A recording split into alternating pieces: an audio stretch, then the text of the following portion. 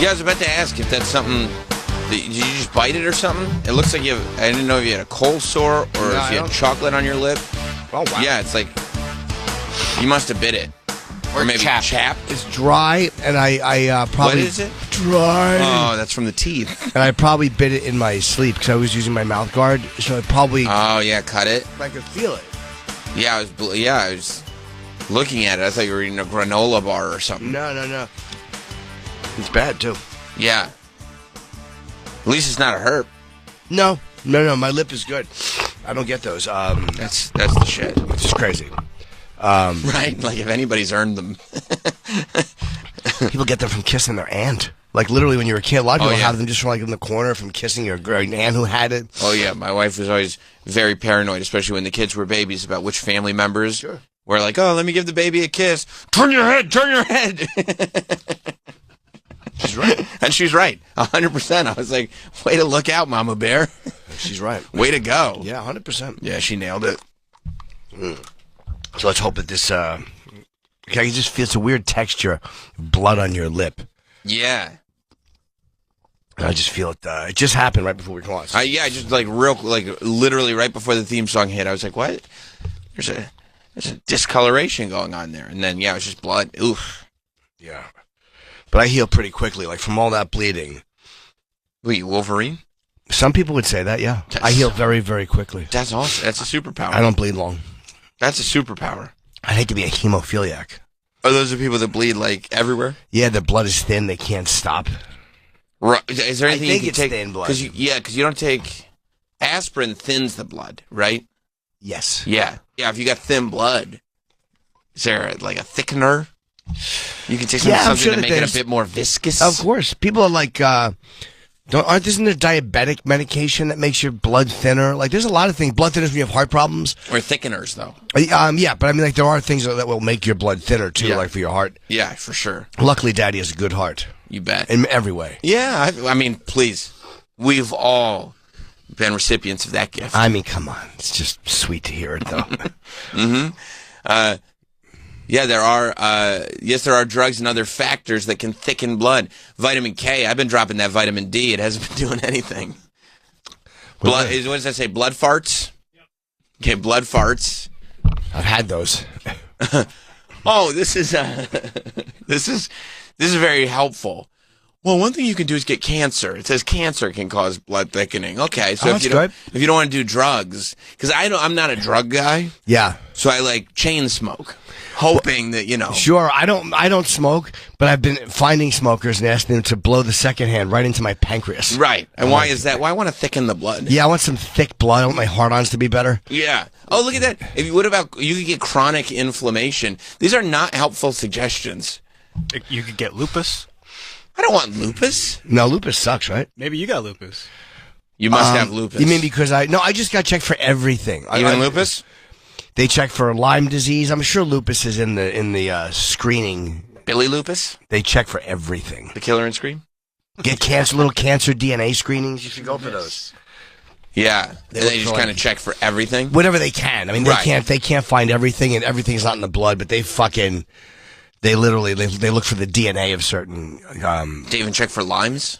Yeah, they do check for Lyme, and I'm so tired all the time that I've thought I've had it many times. Irene from the Real World had it. Did she? Irene, from the Real World, Seattle. I can fuck you up. She did fuck her up. Yeah. She had to go home early, but she said Steven was gay, so Steven slapped her in the face. All right. That's fair. The roommates were pissed because he shouldn't have slapped her, but he was like, she called me gay. What year was that? I would say 90... Was he gay? Well, yeah, then that was the irony of it all. Was he slapped her in the face and threw a teddy bear in the water, which was real fucked up. And then they did a reunion special, and he was like, oh, yeah, by the way, I am gay. 98. 98. Yeah. But in 98, you couldn't just say it, so he was, like, closeted then. So I guess it was a sensitive thing. Yep. And then, then they did the reunion. He was like, I mean, she was right on the money on that. I probably shouldn't have thrown her teddy bear in the water or slapped her in the face. Well, he was pissed. He was furious. Yeah. She was like, Steven... She was like, when they were driving away, she was like, Steven, everybody says we argue so much we should just get married, but there's one reason we could never get married, 'cause you're gay. And he was like, oh, you think I'm gay, huh? You think I'm gay? And then he had hidden her childhood teddy bear because he was so like, he was Sure. hateful, you know? And he ran back in the house. He took the childhood teddy bear. He threw it in the water before she left and then slapped her in the face. Did she ever get her teddy bear back? No, it was in the water. No, yeah, they fished it out. The roommates fished it out. I don't remember. Because they were mad at Steven. Yeah. Well, I don't remember these people at all. She looks like she's 65 with that hairdo. That's a fucking older woman's hairdo. It is an older woman's hairdo. That's a good call. That's Steven going, oh, you think I'm gay, huh? You think I'm gay? Well, guess what? I'm going to throw your teddy bear in the water, which is... It is funny. She was hiding it under the desk, which is like psychotic. And you were just preparing for it. And that's Steven and somebody else rewatching this.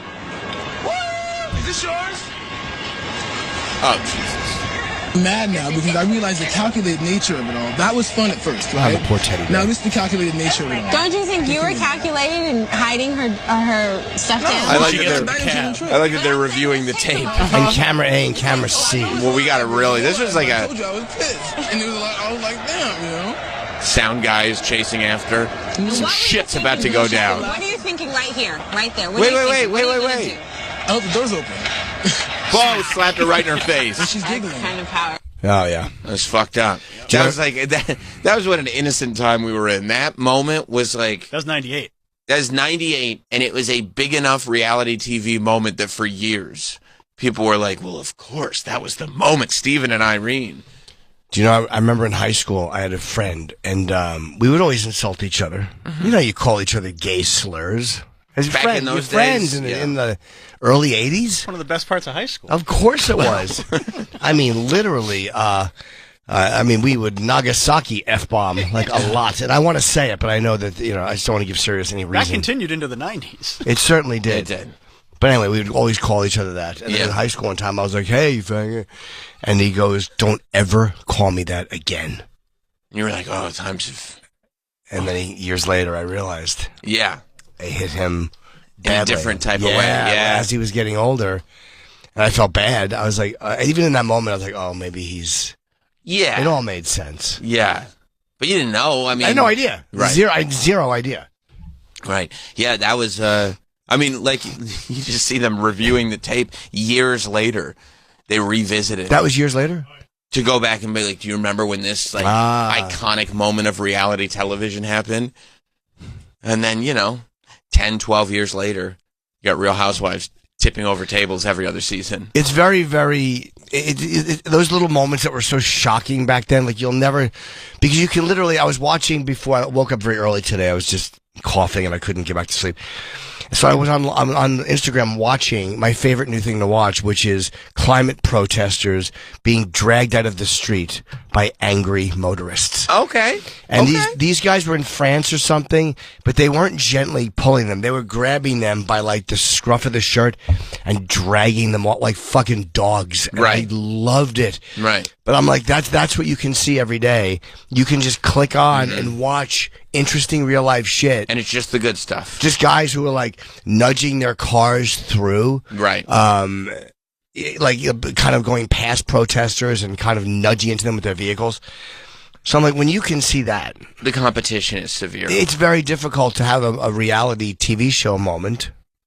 And that's also when they were actually still doing reality TV. Yes. So it wasn't super scripted, and they would have those kids in the house for like months and just film absolutely everything. Yep. And then piece together a show, as opposed to going like, okay, we'll all move in for 3 weeks.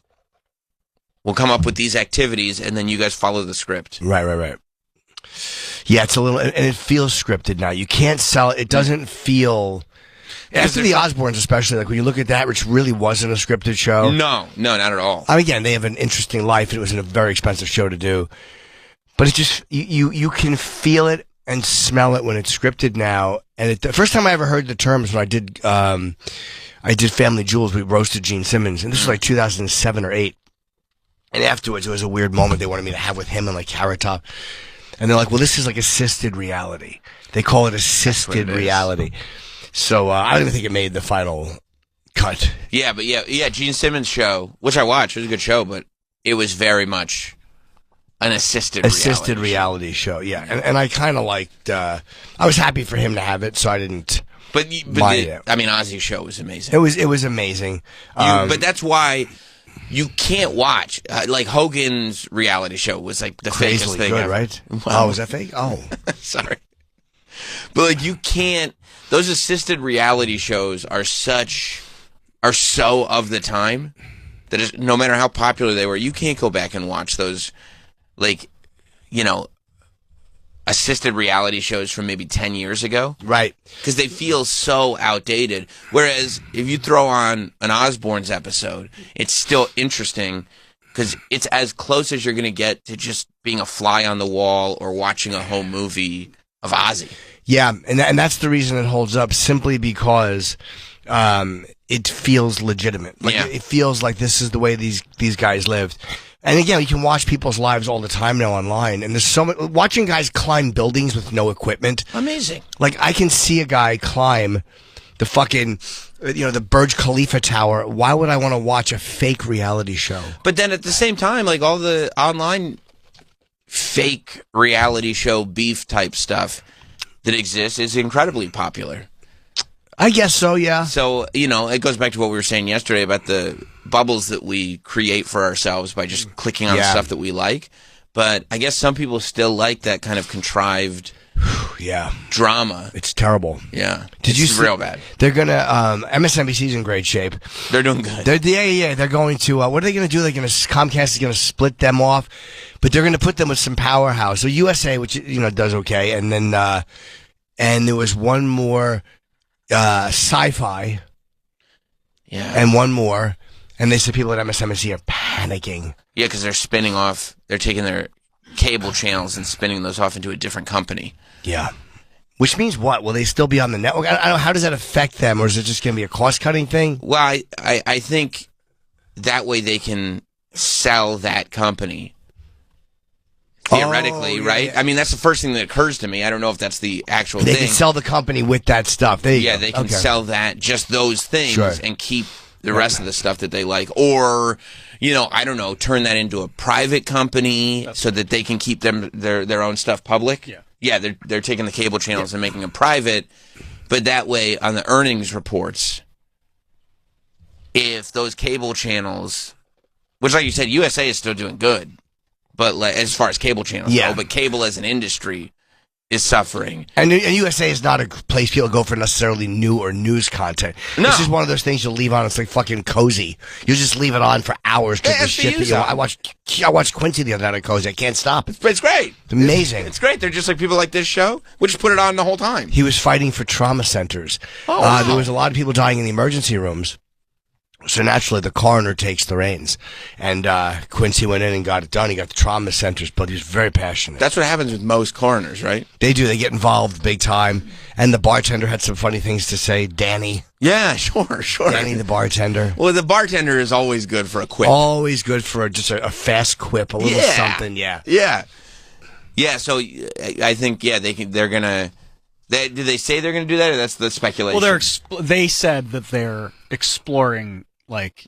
taking that way they can take the cable channels private. Yeah. Take CNBC, MSNBC, Sci-Fi, USA, Bravo. It is funny. Like of all those things, I love USA because they just play SVU all the time. So I will watch USA. And Bravo makes money, I'm sure. Bravo does very. Bravo probably makes the most money out of all those. Yeah. And I think CNBC is one of the great channels on television, but I only watch from like 7 p.m. on. Because, they're the financial channel. So while the market's open, I don't know what the hell they're doing. Boring. But once the market's over, Monday through Friday, they just play hours upon hours of Shark Tank. Oh, okay, yeah. So they probably make a lot of money. And I will tell you multiple days a week. Sure. I'm tuned in around, 9 or 10 p.m. when it's like, you know what? I could search around for something or... Shark Tank is on. I'll watch that. Do you know what show I do that with? Like, where I'll just watch them? Is the To Catch a Smuggler. It's such a good show, and the one I've been watching lately is in Peru, in Lima. They have them in the U.S. What channel is it on? I forget, Nat Geo maybe? It's so fucking good, where they give you access to like their customs and immigration and their behind the airport, and it's all real stuff. It's all, they blur the faces a lot, and they catch people coming in and going with cocaine and drugs. And I can't believe they got it done in the U.S. too. Like the U.S. gave them that, but in the U.S. they go for drugs, they go for like illegal paperwork, and they also look for like people bringing in plants and stuff. Like they have a whole garden area, like if you're bringing in seeds that have bugs. Fascinating. It's a fucking fascinating show. But in To Catch a Smuggler in Lima, it's all coke. Because it's like one of the biggest, or I think it's one of the biggest coke like hubs. It goes from there to Panama or there to Mexico into the U.S. And every single one, they dip it in with this Q-tip with a little something to do a field test, and they always go, I don't speak, cocaína, and then the dramatic echo, cocaína. Oh, that's fun. Oh, it's so good. I mean, that's great, because I see there it says 8 seasons. They're evergreen. Very. They're all interesting. Very, very interesting. That's perfect. You just realize, I mean, it's such a good feeling. I love that feeling in a hotel room, when you're like, okay, you know, I'm not really ready to go to sleep, but I'm in this hotel room, I'm not doing anything for the rest of the night. And you just find a channel that's got a show on, and you look at the channel guide, and that show is just on for the next 4 or 5 hours. Yeah. You're like, I'm set. Yeah, those... And that's like, whatever. They do that with Impractical Jokers. Forensic Files, SVU, Shark Tank, obviously To Catch a Smuggler. You got to watch this show. You will love this show. I watch this show. They show you all the inner workings of the airport, and like they'll be like, we have this suspicious looking, and they get all the airport, like the closed circuit TV footage. Ooh. And you'll see a guy, and they'll be like, this guy is obvious. And there's a camera crew there, like they have access.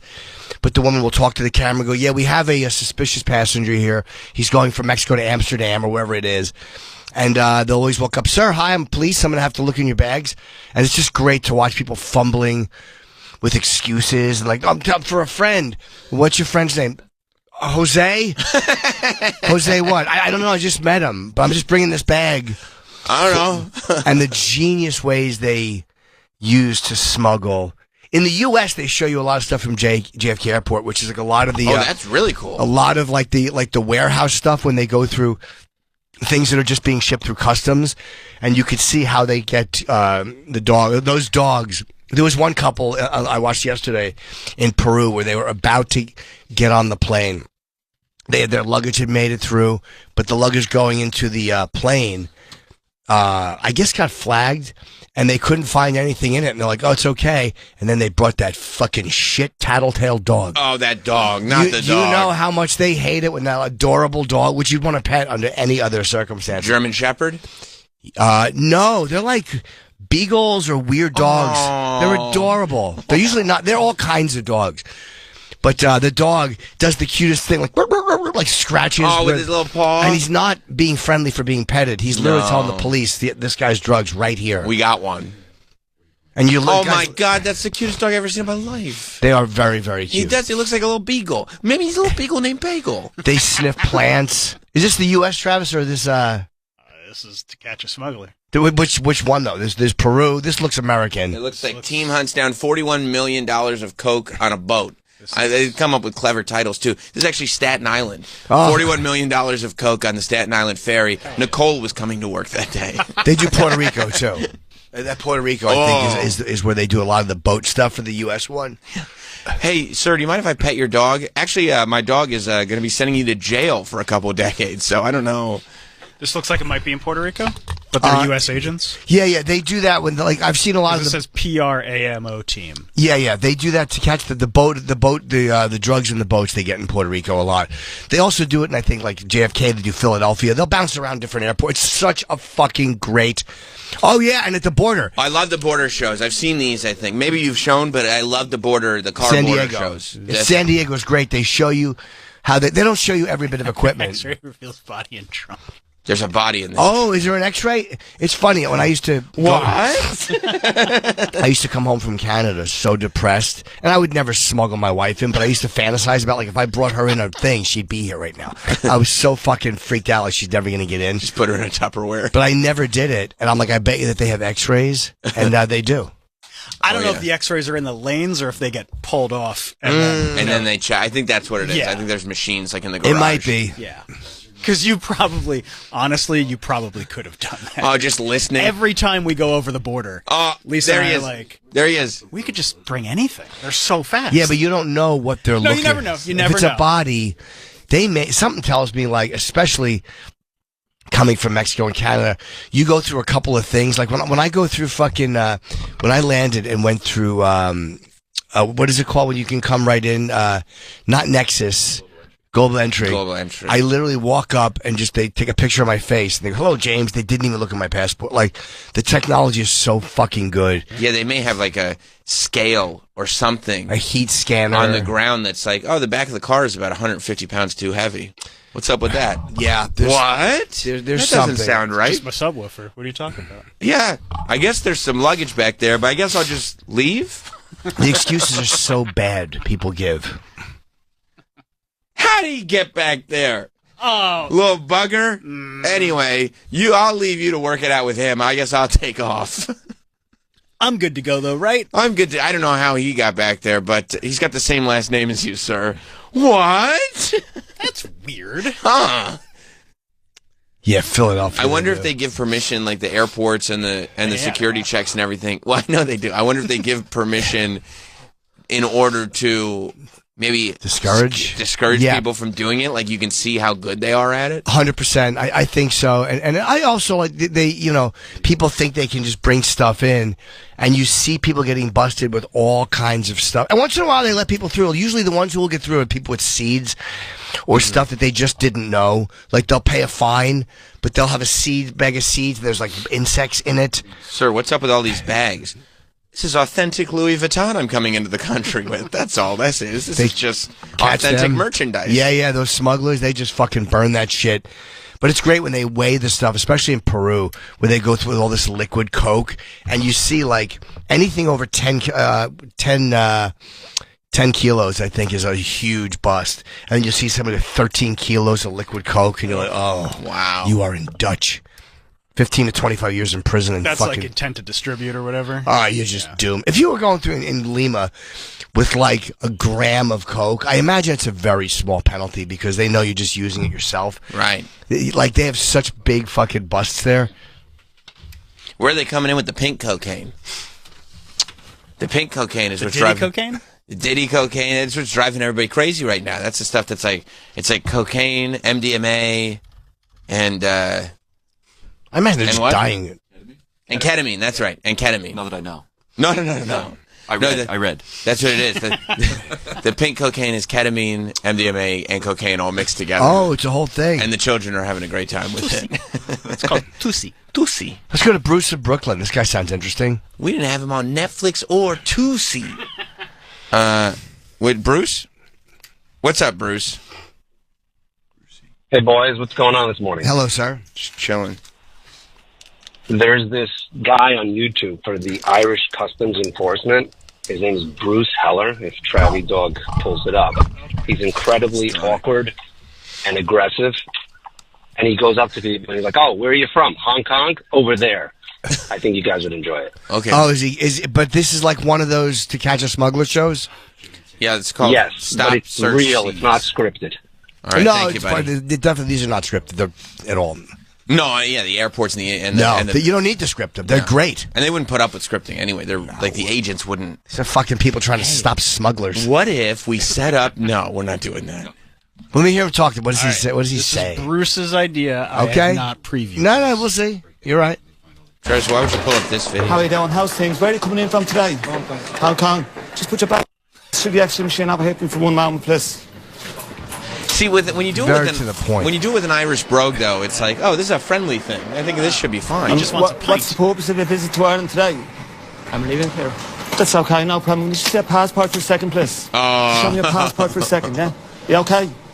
Yeah, he looks suspicious. Oh the yeah, guy. you're in a rush, huh? You're in a Are rush, you okay, bud. yeah? Okay. How long were you in Hong Kong for? A few days. How many is a few days? I love this guy already. Yeah, he's sick. 3 days. You sure it's 3 days, yeah? Okay, that's no problem. Well, it's a simple question. I'm only asking, okay? You know I'm a customs officer and I'm asking the questions and they all pertain to your travelling, okay? Good man, no problem. No problem. Just put your bag up there for a second. Never a good sign. It's never, I'm going to help you carry it to the plane, sir. Yeah. I love this guy. He's the best. The minute somebody like that looks at you and says, it's just a simple question, all you have to do is answer it, you're like, oh, so I'm fucked. It's literally, it's Kenny in an Irish accent. Like, these are the questions that's right. that these types of people ask. Hi, do you have anything to moisten me hair? My head is dry. Like a couple days. What does that mean? How many? How many days? How many days? I don't understand why these questions are so complicated for you. You could suck me shillelagh stick. These Irish eyes is beady. Let me see a little bit more of this guy. I mean, he's great. All 2 this hours. guy's, because they're so gentle the way they walk you into fucking you. I'm living here. I didn't ask you why you're living here. Are you working here? Obviously, if I'm living here, No, it's not obvious. There's thousands of people that are living here that are not working, so it's not obvious. So if you don't mind, it's just a simple question. If you just answer for me, are you working here? I'm working here. What do you do? Is that something to do with... Absolutely, has everything to do with it. Just answer the guy's question. Can't tell, though. This guy might be innocent. Yeah, but why does he make it more complicated? You know when you're dealing with somebody, just give him the answers. The funny part is this guy is a little cunty. And like, he's a little... I just asked a simple question. I don't think he is at all. Oh, no, he's very, very much so. He's doing his job. Okay, he's a little abrasive. He's shitty like you are shitty. Yeah, he's a little, exactly. This guy. Yes. You didn't ask me to pull it up. Yeah, he's an Irish temp is what he is. What do I know? I don't know. In terms of service, I don't know what you're talking about. Yeah. For the record, before we start, the caller is the one who told me to pull this up. Let's see if we enjoyed it. Yeah, I've got no idea. I didn't preview it. Yeah. But if he says, are you working here? Yes, no, I understand if he says that. This is how he goes, well, I live here. Of course I work here. That I guy's can't being imagine. He is, but he's also being there. They're both being dicks. Your poor wife. I can't imagine. But you're never going to win with a customs guy like that. Just answer his questions. Yeah, just answer the question. Look, he does rule. You do have to answer his question, but the idea that he's just being a nice, standard, polite guy. But he's only being that way because of the way that this person is interacting. I mean, Dom, with him. can you imagine being Travis's wife? It must be impossible. I think it's probably like a vacation every day. You have good instincts, Dom. Yeah, what are you doing? I heard you mucking about. I heard you mucking about. But if you just answer this guy's questions, he's not going to be an asshole. All you have to do is tell me what time you're coming home for dinner. It's really easy. Simple question, and you're making a thing out of it. Yeah, this guy where the guy goes a few days. How many is a few? Is it 2 or 3? Like he's right. He is, but it was a snottier way. But I guess in the customs, you just like you want these guys know how to get. Yeah. Do you understand? The way he's talking to him is completely intentional. Something tells me that this guy didn't do anything wrong. It's a guess. I've never seen this because he's being cunty back to the agent. Do you know if you put stripes on Travis's shoulder straps on his shirt, how difficult he would be to deal with? Yeah. I don't know. I'm supposed to meet with McClure this afternoon, but I can't. I've got a Star Wars convention to go to. Oh, Jimmy McClure. Jimmy McClure come in. Don't talk about that. I told him I'd joke about whatever we want to, Jim. I had to insert lightsabers into my anus to get on the aircraft. They told me. Should we continue? Yeah. Yes. You all right? Okay. All right. More?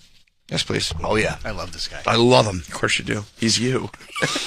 This is you in a different life. Do you have a problem with me asking you questions? I'm kind of told that you stop me every time. That's why I come. Well, you don't need to have a problem. There's no need to have a problem with me. I have no problem with you and my friend at all, okay? You custom here stopping me every second. I'm stopping you. No, it's you as a customer. Yeah, this guy's not doing anything wrong. Allow for that, my friend. I'm stopping you. I stopped you this morning, but I'm not. That's the only reason you. But I'll get you out. You'll have it picking up on the foreigners. So what do you? That's what I'm thinking. Would you? I prefer. Now listen. I prefer if you said either what you know or what you believe. Don't tell me what you think, because it sounds like you're making a sort of insinuation towards me. You're making an insinuation towards me. Well, I prefer if you did it, okay? Because I'm not making any insinuations towards you, okay? Travis is going to start There's no dressing need to be like aggressive, this. okay? This is where the foreign guy should just go, you know what? Yeah, I think I'm right, you're right. You know what? I think you need to I calm down apologize. a I'm a little little bit, okay? frustrated. Fair enough. But Yeah, I'll write a letter later if I have to. That's all, okay? Yeah, but then the agent will be okay to you. If you know what? There you go. I had a long flight. I'm tired, he said. But I'm not crying in your ear about it, okay? Where'd you stay in Hong Kong? In a hotel. Yeah. See, that's where I'm getting the aggression from you. Like, there's about 5,000 hotels in Hong Kong. What hotel did you stay in? Does it really matter what the question? Well, listen, I'm at the same I'm not going to waste your time. So I'm not asking you the question for a laugh or a joke. What hotel did you stay in? You know how you know we got to turn it up because now we're just watching this show. But you know how you know this is a great show, bro. What happened? If I saw this interaction happening at the airport, I would literally sit down and just watch. I would miss my flight. 100%. Yeah. At the hotel, there's 5,000 hotels. That's the dick answer the guy gave. The guy gave a dick answer. Yes. At a hotel. If my Irish family was waiting for me after a trip to Hong Kong, they'd have to wait quite a bit longer because I have to see where this conversation is going. Something tells me this guy has done nothing wrong. He's just an asshole. Because if you're hiding coke or whatever, you would probably I agree. be much more meek. Probably.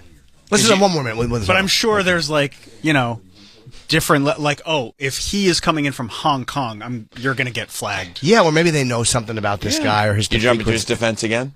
Whose defense? The guard? Bruce. He's done nothing wrong. Bruce? You tend to like Bruce a lot. You like Bruce? Love Bruce. Yeah. What do you think of his attitude? Raise your hand if you love Bruce. Everybody's raising their hands. Look at that. Who's your favorite Bruce, Springsteen or Heller? Definitely Heller. Wow. Yeah. Wow. Yeah. People ask questions. More than Buffer. You like him more than Buffer? Oh, yeah. And in this corner, John Jones. You think Jeremy Allen White should be playing Bruce Heller in the biopic? Yeah, I want to see a movie about this guy. I'm telling you right now, this is 2 hours long. I could One watch more this minute. entire thing. And then we'll just from a minute. It's not very hard. No, but I don't understand why you ask this. Because it all pertains to your travel and your arrangements and where you stayed. And I'm a law enforcement officer for customs, and I'm very interested in where you stayed. Like, every question that I'm asking you, you have an argument for it. You know, that's why I find you aggressive, my friend. There's no need to be. I'll have you out here in 2 minutes, okay? Okay, my friend. There you go. Yeah. Thanks very much for your cooperation, okay? There you go. Thank you. Jeez. That's it. There you go, yeah. The guy had nothing. Because, again, the guy gives a snot attitude. You're like, he's just tired and annoyed, and every time. But Bruce sometimes drops a lesson on you, too. He does, but I've been cranky going through customs before. Like, really? Like, what? Like, you just... Sure. When you know you're not doing anything wrong, and you have to wait, you're like, what the fuck? Like, that's... All you want to do is get home. Even though they are annoyed by that, I'm sure they do read that as this guy's probably legit and just being a dick. Right. Especially if it continues. And you understand, too, if the guy's being a dick because he is trying to get you to avoid finding something, or it's really like... I've never seen a guy be a total asshole trying to get, like, they are always just, oh, what? No, it's not it's for a friend? Right. What's in that bag? I don't know. It's for my friend? Right. Let's go to Trucker Ron. What's up, Trucker Ron? All right. Hey, listen, I lay in bed at night, in the bunk, and I watch YouTube. Well, all of a sudden pops up this Australian customs show at the airport in Australia, and every other Vietnamese woman that comes into Australia has brand new sneakers on. Oh, sick. And there's heroin. They put heroin in their soles, and they're like, "Oh, what are you going to do here? Oh, vacation. Oh, really? And you mind showing us? Can we see your sneakers? No."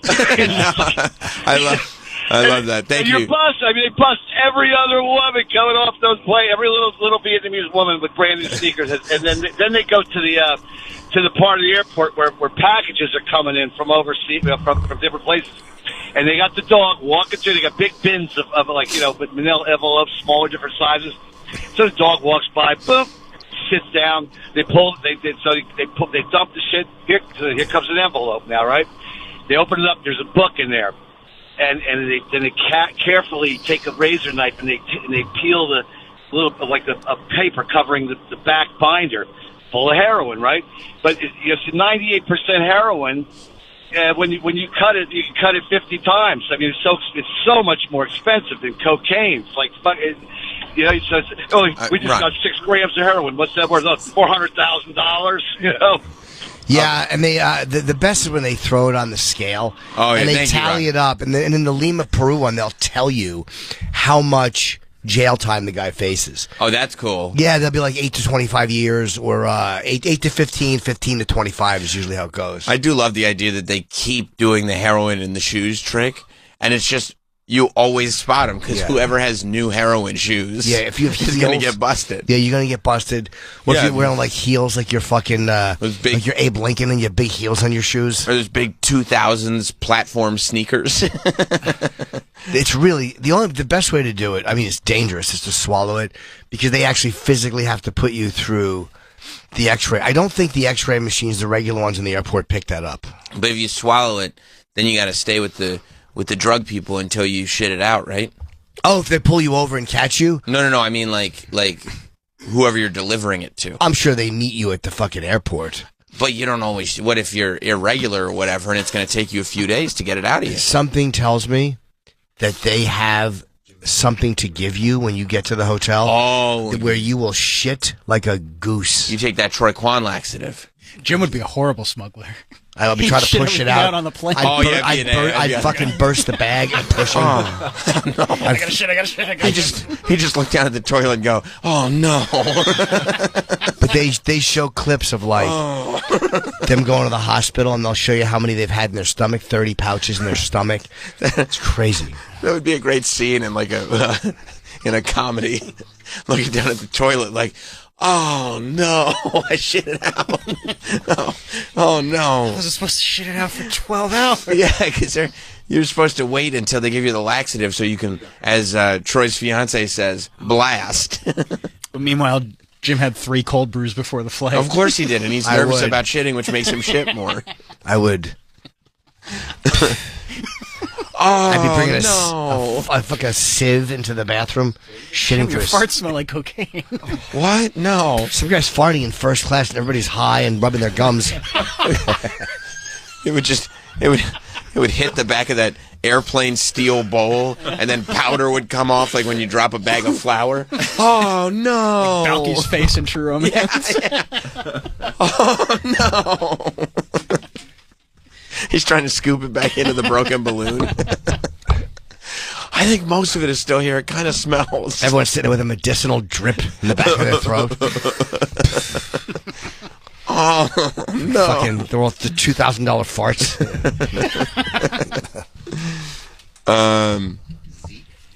Daryl in Columbus. Hey, good morning, guys. Hi, Daryl. Welcome to the program. Hey, Jimmy, you nailed this. This show, Sam. This show is such a good binge watch on a shitty afternoon. Oh. They're all on Hulu now. Ooh. These motherfuckers, they put liquid ketamine in shampoo bottles.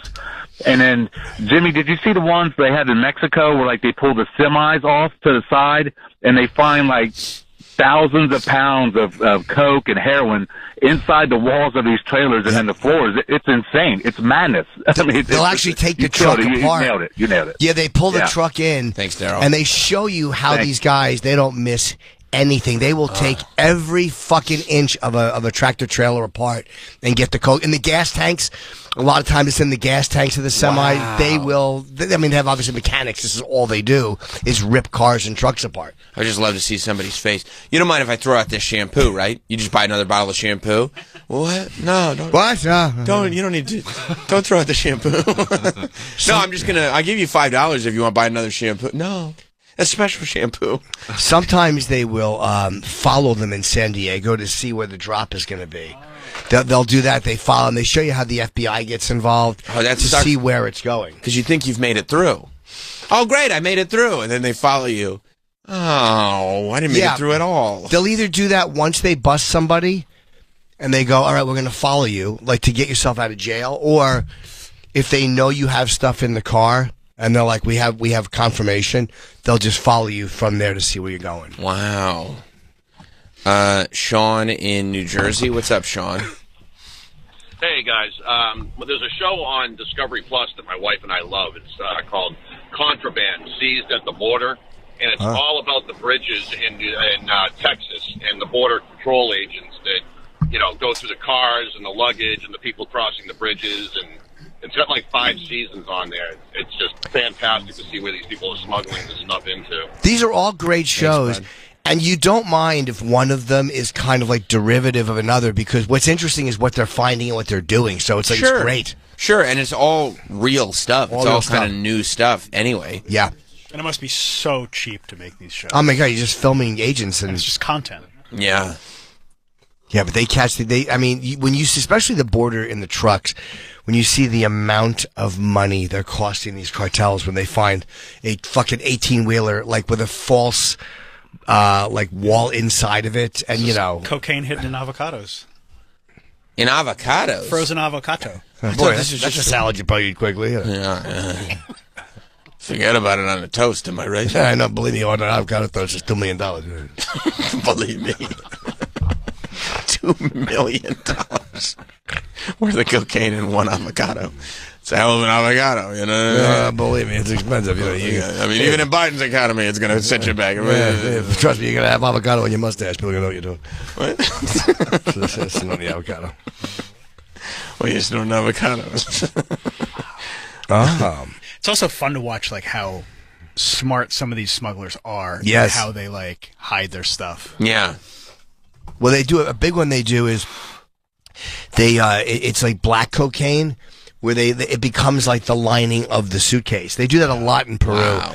And they have to get in there and rip it up. They said sometimes it'll take them an hour to rip a piece of luggage apart, and then but they get it, and then they weigh it, and you are in Dutch. Wow. Yeah. That's the key to it. Is they go, hey, I want you to know, we'll do this all day. We got nothing but time. It's their job. They don't give a fuck. They're not going to bother spending hours doing this. Yes, we will. The best is the Lima one because they're so dramatic. And I've never seen anyone not have it in Lima. And they scoop it. They go cocaína, cocaína, cocaína. The echo is the best part of it. It's so dramatic. Yeah. And then when they reshow something, they'll reshow it with the echo. So if you can find something with Lima, like one of the busts, it's a very dramatic moment. Luke in Kentucky. What's up, Luke? Hey guys, how are you doing? Hi, Luke. Hi. First, I would just like to say that I've called in a couple times, and Troy is never anything but pleasant to me. Today, he seemed very beat down, and I feel sorry for him because I get the feeling that callers such as myself make his life hell. But anyways, it's his job. Yeah, he's getting well paid for it. I asked him what he's doing for Thanksgiving, and he was very vague about it. Oh, Irish Jimmy. Yeah, I'm not Jimmy, I'm Bruce. Bruce, that's Bruce. Get it right, Luke. That's Bruce Heller. Yes, Luke, who are you? What are you related to Darth Vader? Oh, that's a good one, Jim. It's his son. I'm not It's a good one, Bruce. Sorry. I'm Bruce. All right, anyways, in 2019, my wife and I, we went to Africa for a safari, and I have friends that work in the State Department, and we stayed with them on embassy property. Excuse me. And when we were flying home, we landed in Kenya, and then we went to Tanzania, and we're flying home through Tanzania, and the customs people in Tanzania were like, just saw the address and stuff. They're like, what's this? And it's like, it's embassy property. We're staying with friends, blah, blah, blah. And they just would not accept it as an answer. My wife and I, we were detained for like 2 hours. Did you miss your flight? No, thankfully not. But was it scary while you were detained? Yeah, because my friend, he's diplomat security, and his wife works just at the embassy, and she has to visit the American prisoners in Tanzanian jails. And she talks about how they're just absolute hell. Wow. And all I'm sitting there is thinking about all these horror stories that she'd been telling us. And my wife was in a different room, and it's like, God knows what they're doing to her. Yeah, it's scary.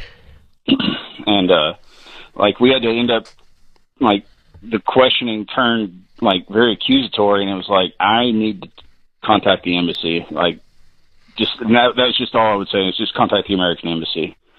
And what happened? Eventually, they did contact the embassy, and I got to speak with someone, and the embassy verified, since I had names and the address of where they stay and all that, and it was in phone numbers for them, they were able to call and verify. And they talked to them like, no, he's staying with, they were guests of these employees.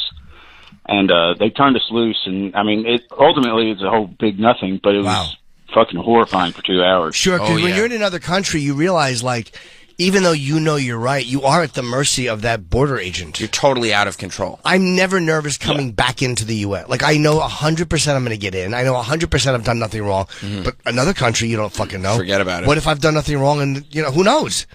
If this guy's just a dick. Oh, cocaine. Did they get busted? Thank you, Luke. All right, take care. All right, bye, Crazy. Luke.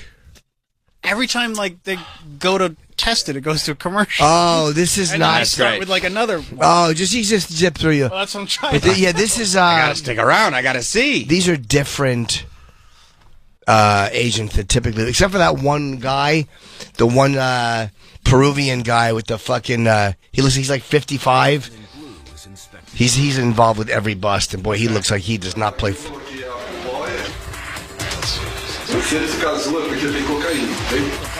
Cocaine. Resultado positivo para cocaína. Oh. They didn't do it in this one. They didn't do it in this one. God damn it. There's always an echo. Go cocaine. I believe. I love it because I was in the other room last night. Nikki and I were watching, and I just kept hearing it. So every time it would say it, I'll go cocaine. Yeah, I could see how you could watch this for like 8 hours. Dude, it's fucking... It's so easy. Yeah. Dude, it's so scary to go to jail in Peru. Like, you're out of your country. There's no one can help you. Right. You don't even know, right? You're like, can you make that call for me? They're like, oh, yeah, we made the call. They're going to call back, and you never know if it's true or not. And these are guys who I was like watching before. They just took bags for money. Like, I think that they live here. You know? Wow. But they just took the bags. And the guy said, like, I just got to know, like, why'd you take the bag? He's like, for money. Wow. Yeah, they say that sometimes I'm sure you can lessen your sentence if you're willing to tell them where you got it and information. Or where you're going. But then do you want to do that depending on who you got it from? Of course. You know, what's worse? That bread looks delicious, but it's cocaine. It's cocaine. It turned azul. God damn it, I want to find one with cocaine. Dr. X in Mexico City. What's up, Dr. X? Shit. Hope you're not calling from the Audubon Ballroom. No, sir. You know that Luke from Africa, all he had to say was diplomatic immunity. Fuck that dude. Dude, in Mexico, they let one truck go and they catch your ass. The amateur, the one you see on TV, while 30 more fucking trucks have everything rigged and crossed as if nothing. It's just the typical shit we hear down here all the fucking time. Do they know? Does the amateur know they're being sent over to get busted, That's or just does the thing? No, they're the new guys. You can see it a little bit on Narcos, the TV series. They put that kid on the airplane. Here, take this little Walkman on there. Blows up the fucking plane. They have no clue these guys are gonna get caught. All they know they're promised $5,000, $10,000 to get the shit across. And they go down, and of course, 30 more. I mean, how do you think the shit gets in the country? Yeah, are you saying some of them are set up to get caught? Yeah. Oh, yeah. I mean, it's typical. It's really typical. If you look at the age, look at the guys that get caught. They're not sitting there. They got this stupid look on their face, and they don't know what the fuck happened. Experienced guys will fucking immediately don't give a fuck. They'll know. They'll do their time to cash, but these guys break down all the time. They're little, the old stool pigeon bullshit. Some of them, yeah, and some of them. Thank you, Dr. X. I've only seen a couple that I thought, like there was one last night in Peru where there's two guys, like they were Serbian or from or Russian. They spoke Russian. They might have been from Ukraine. And the one guy had his hands in his head, and the other guy was saying, "Yep, it's there." It's like, and they said the one friend probably did not tell his other friend, and even goes, he doesn't know. It's all me. Yeah. He was holding stuff for me because my bag was heavy. He had no idea. Like, one guy is willing to take the rap for his friend, but they said he's still got to go to trial.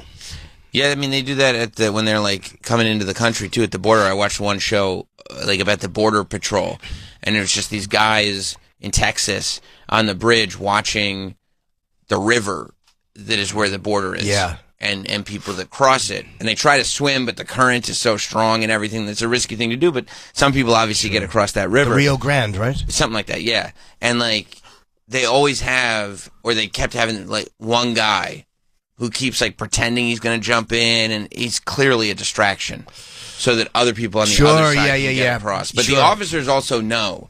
They're looking, going, that guy is a distraction. One of us still has to watch him, just in case he's not. But we know that's a distraction because something is going on somewhere else. Yeah, he's got on a fucking red scuba gear. Yeah, he looks like Scuba Steve. Yeah, he's got balloons like Pennywise in his hand like that. But that is smart because they also know that if you get busted in the U.S., you're just going to be released in anyway. It doesn't mean anything. Right. Some of these guys get caught all the time and come right back. Eric in Colorado. What's up, Eric? Hey, guys. Hey, So I haul ocean containers. And excuse me. You know, away. You know, a lot of this shit gets smuggled in that way. And about a year ago, I got pulled in at a random stop at one of the way stations, and with ocean containers, 99% of the time we have no paperwork, no bill of lading. It's sealed. We don't know what's in it. And I pulled in, and the guy's like, "Oh, you know," they pulled me in. They just wanted to check my paperwork. And the guy goes, "So what are you hauling?" I go, "It's a sealed container. My understanding is it's machine parts." Okay. Well, we need to do this and this. Okay, whatever. They go outside, and it happened to be there was one of the state troopers was there with one of the drug sniffing dogs. And he's there, just randomly walks the dog around my truck and trailer, and something in the trailer got the dog's attention. And I'm just like, fuck. And because I'm like, I don't know what's in this container. I have no clue what the fuck's in here. And the dog just randomly hits. And the guy, I'm just standing there completely, I'm just like, okay. And the guy comes over and he goes, "So we're going to have to open this up and figure this out." He goes, "I'm not going to arrest you. I'm not putting you in handcuffs, but I am going to Mirandize you." Whoa. And I go, "Whatever you got to do, dude." I said, "Because it's a sealed load. I don't know shit about it." Yeah. And got the bolt cutters out, cut it open. They put the dog up inside the container. He walks through there, checks all the crates that are in there, and didn't hit on a damn thing. Nothing inside the container did he hit on. Wow. They get the dog out. The troopers climb up in there and opened every crate just to double check. Wow. And the only thing they could figure was something random. There was a smell of something random on the underside of the container that caused the dog to hit on. What a bad dog. But there was nothing in there. How many hours? What a terrible dog. I hope they let you run it over as you left.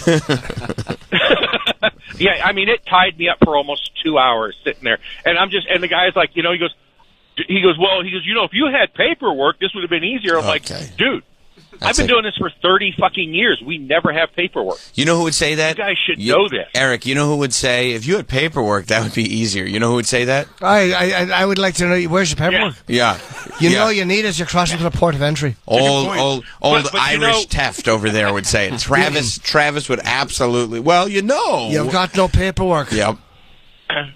But those shows, there's ones on YouTube that's Border Patrol Australia, and there's one that's Border Patrol, I think it's Canada, and I've sat and literally wasted 5 or 6 hours watching those shows. It's not a waste. They're the best. Thanks a lot, Eric. Thanks, well, Eric. I mean, it's not a waste, but yeah. But it is. Anyhow. Thank you. Thanks, buddy. And Billy in North Carolina, because going here kind of is something I want to do, but it freaks me out a little bit. What's up, Billy? Hey, good morning, fellas. How y'all doing? Hi, Billy.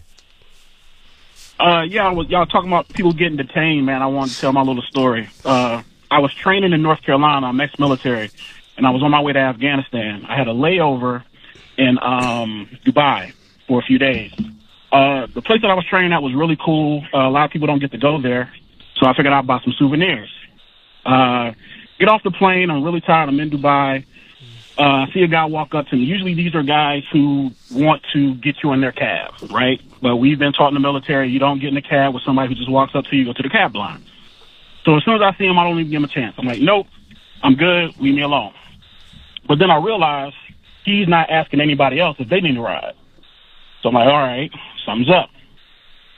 Get the baggage claim, see my bag. My bag is off to the side, where everybody else's bag is like grouped together by the carousel. I'm like, all right, now something's really up. Look up, I see the guy. He's still walking around, he's keeping his eye on me. So I'm like, all right, let me see what I can do. I go over to the cash money line. It's pretty long, and I see that he's now forgetting about me. All right, cool. So I run over there, I get my bag, I walk out, and I forgot that once you walk out of the Dubai airport, they have one more x-ray machine right there before you can, get into the city. Oh. They stopped me. Yeah. So they stopped me, and they take my bag.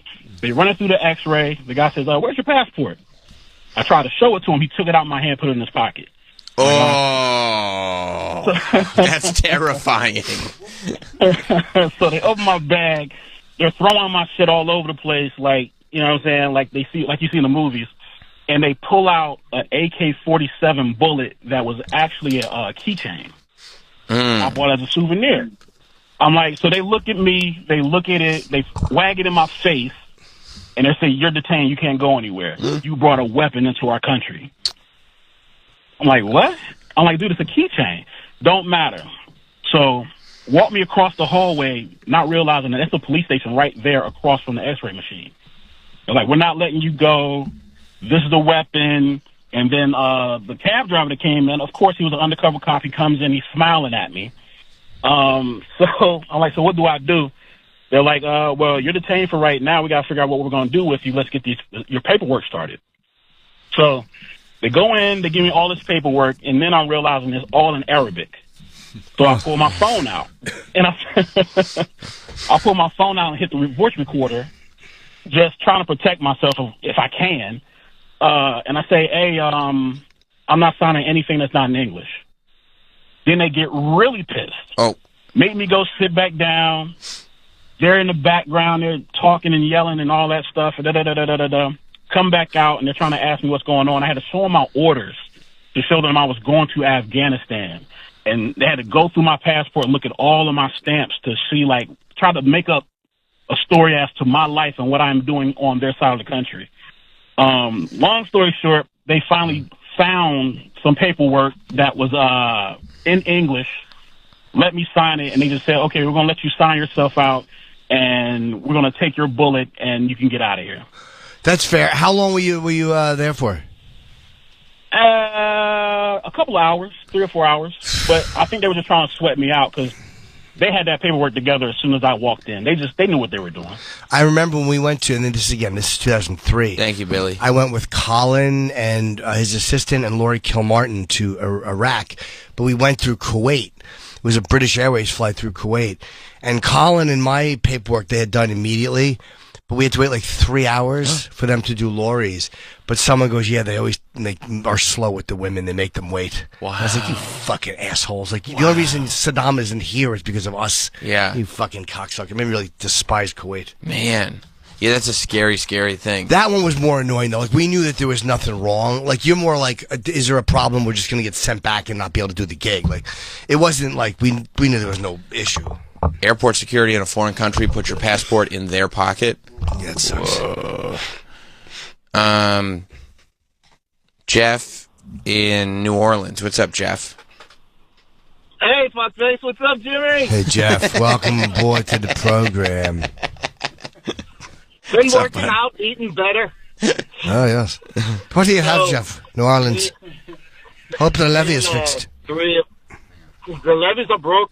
Me and my 3 friends went to Thailand. It was me, Vince, and Joaquin. You don't have 3 friends. And we went and bought some hash and rented some bikes, and we were riding in the mountains. Well, Joaquin took a wide turn. His bike went off the cliff. All right, this is just some movie reference. Yeah. We wind up going to enough. the airport. Thanks, it's just a waste of time. Yeah. I don't care if it's a reference, but it's a reference to something. Yeah, he's being cute. It's not cute. No. Just get to it. Yeah. Yeah. Everybody it's like some inside joke. Right. Yeah. Like, I don't care. No. I'm not bothered by it, but it's a waste of my time and everyone else's time. Everybody thinks that was annoying. Yeah. It was one of those things where we found you intolerable. That's right. We're trying to have a real conversation. The adults are talking. Yeah. KB in Alabama. Yeah. KB Kilburn. Morning, boys. How y'all doing? Adults. Good. What did you just say, Jimmy? I was just saying KB, and I made a funny thing that it stood for because I was being an Yeah, adult. well, it stands for key bump, so put some respect on my name, buddy. Key bump. Nice. All right. Nice. Yeah. My man likes to party. I just spent about a month in and around Warsaw, and Warsaw Poland period has no good marijuana. So on my flight home, I'm flying through Amsterdam. I'm going to go into the city, smoke some bud, have a good time. I had smoked in 3 or 4 weeks, so the shit wore me out. As I'm coming back, I don't realize that 3 days before that is when the underwear bomber flew out of the Amsterdam airport. Wow. Oh. Okay, so I'm there with my wife at the time. She does not smoke. We're walking back into the airport, and there's just a long corridor we're walking down. Suddenly a door, you can't see this door from the outside, opens up, and a SWAT team, like whatever they would be, response team, runs out, about 6 or 8 of them, and one of them's pistol falls off its holster and slides across this hard floor and stops at my feet. Whoa. So not only am I paranoid, whatever, I just have to stand there and I put my hands up in the air, you know. They take us and interview, not because of that, but before we could get on the plane, they put both of us with a single gate agent. They asked us to tell them everywhere we had been, the same thing the guy talked about. They flipped through our passport, want to see everything, and they made us then come back side by side with the gate agent and tell the same story. And they were waiting for any inconsistencies in what we said. Yeah. It was about a 30-minute process, and they did that to every person that got on the plane. That airport was thoroughly embarrassed that underwear bomber got through there.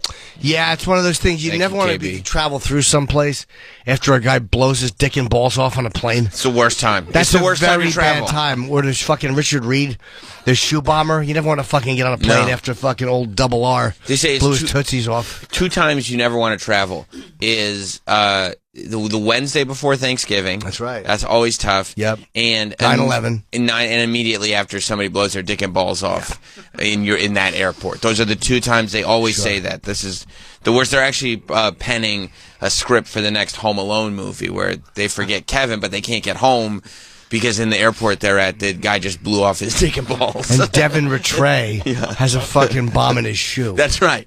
That's right. Every airport they go to. What are you talking about? Another dick and balls got blown off here? Yeah. That's true. That guy's alive too, by the way. I believe he lived. Who? Devin? The African. He was an African. He's a Haitian or African guy, I believe. And I don't remember his name. He's not reproducing. No, I love that his fucking Umar Farouk. He has to pee out of his butt. He's alive. I hope his dick up. Let me see. Can you look that up, Travis? Does he pee out of his butt now? Abdul. Because you still got to pee. Mutalab. Yeah. Umar Farouk Abdul Mutalab. Undie bomber. Right. Pee out of his butt. Sitting down. Of his butt. Yeah. He's got to. Okay, undetermined. Did he lose his genitals? Did he lose his genitals? In the explosion. Check Snopes. Check Snopes and find out. And it's probably on his wiki. What a fucking check Snopes to get the truth. And then if he did, does he pee out of his butt? Is also still up in the air right now because I don't think you check. He was treated for 1st and 2nd degree burns to his hands, 2nd degree burns to his right inner thigh and genitalia. Oh yeah, sustained during the attempt. He burned those son of a bitches right off. You think he burned them off? He burned them right off to a crisp. Oh, there's a pile of ash on the floor, and he goes, "What's that?" And they go, "It's what's left of your gens." His balls look like the underside of a burned marshmallow. And he goes, "That's fucking crispy. When you touch it, it just flakes off." That's right. And he went, "Oh my God, doctor, what am I going to do?" And the doctor said, "Pee out of your butt." Now you have to pee out of. You have to pee out of your butt going forward, dude. Yeah. I don't know if it's just that easy, but I'm also not a doctor. I think I do think that's what you do. Except it gets real awkward when you go to the urinal because people think you're taking a number 2, but technically you could still use the urinal because it's still pee. You just got to turn around. Oh, sure, and it's bad socially because everybody thinks you're going number 2 in the urinal, but you're just peeing out of your butt. It's like no, you don't understand. I pee out of my butt, sir. I wonder if you do that where you can stand and squeeze your vas deferens and get your stream straight. Like instead out of your butt? Out of your butt, yeah. You wouldn't pee out of your ass. It'd be a fucking. No, of course you Sam, would. You idiot. No, of course you would. You would piss out of like a tube or something. No, they probably out between your legs, your vas deferens. Because you don't want to make another opening. The opening's already there. You just turn a pipe. It's all burned. Well, I mean, I think it was soldered shut in that case. Yeah, but they can't just divert it to your asshole. Yeah, it doesn't they just work that way. Take the pipe and they just squeeze it in the other direction. No, it doesn't. Unfortunately, that's what his unders look like. Oh yeah. Those gens are gone. Yeah. He's peeing out of his butt. Yeah. They said, what about his urethra? Yeah, they said his urethra was soldered shut. Is there a lot explosion. Is there a lot of shit in those underwear? There should be. Because you think because a bomb went off in them. Yeah. Troy's fiance was worried there was an underwear bomber in the house, but as it turned out, Troy was just blasting in the bathroom. Good boy. You remember that, right? Yeah. She was worried there was a terrorist attack. It was a dangerous time. Yeah, I know.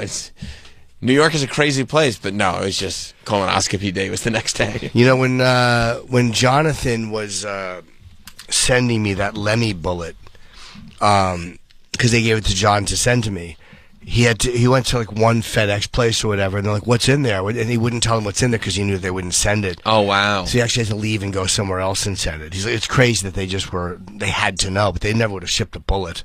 I don't think they would have. I don't think so either. You probably need special. Yeah. But they want to look. Who knows? I didn't want it opened. Right. What's in there? A whole bunch of nunyas in there. Why don't you just send it? The ashes of. You can ship it as long as it's marked as hazardous materials. Oh, okay. Yeah. But they probably would open it. It was a hazard to anyone who doesn't like to rock. That's cool. Thank you. Who do you think would win in a fight, Lemmy or God? Ooh, good question. I can't picture the Almighty fighting Lemmy, as Lemmy is a creation of the Almighty. You know why? Well, no, Lemmy is nothing but... the God has made Lemmy in his image, as he has with all of us, Sam. That's right. I would say Lemmy. Cop. Trick question. What? Lemmy is God. Oh! He's a cop. He's a cop. But technically, he has made us all in his image. Okay, look. I understand you found salvation. He found me, Sam. Oh, I didn't realize. Yes. Are we still allowed for jokes, or no, it's more about... Well, let's just keep it above board. Okay.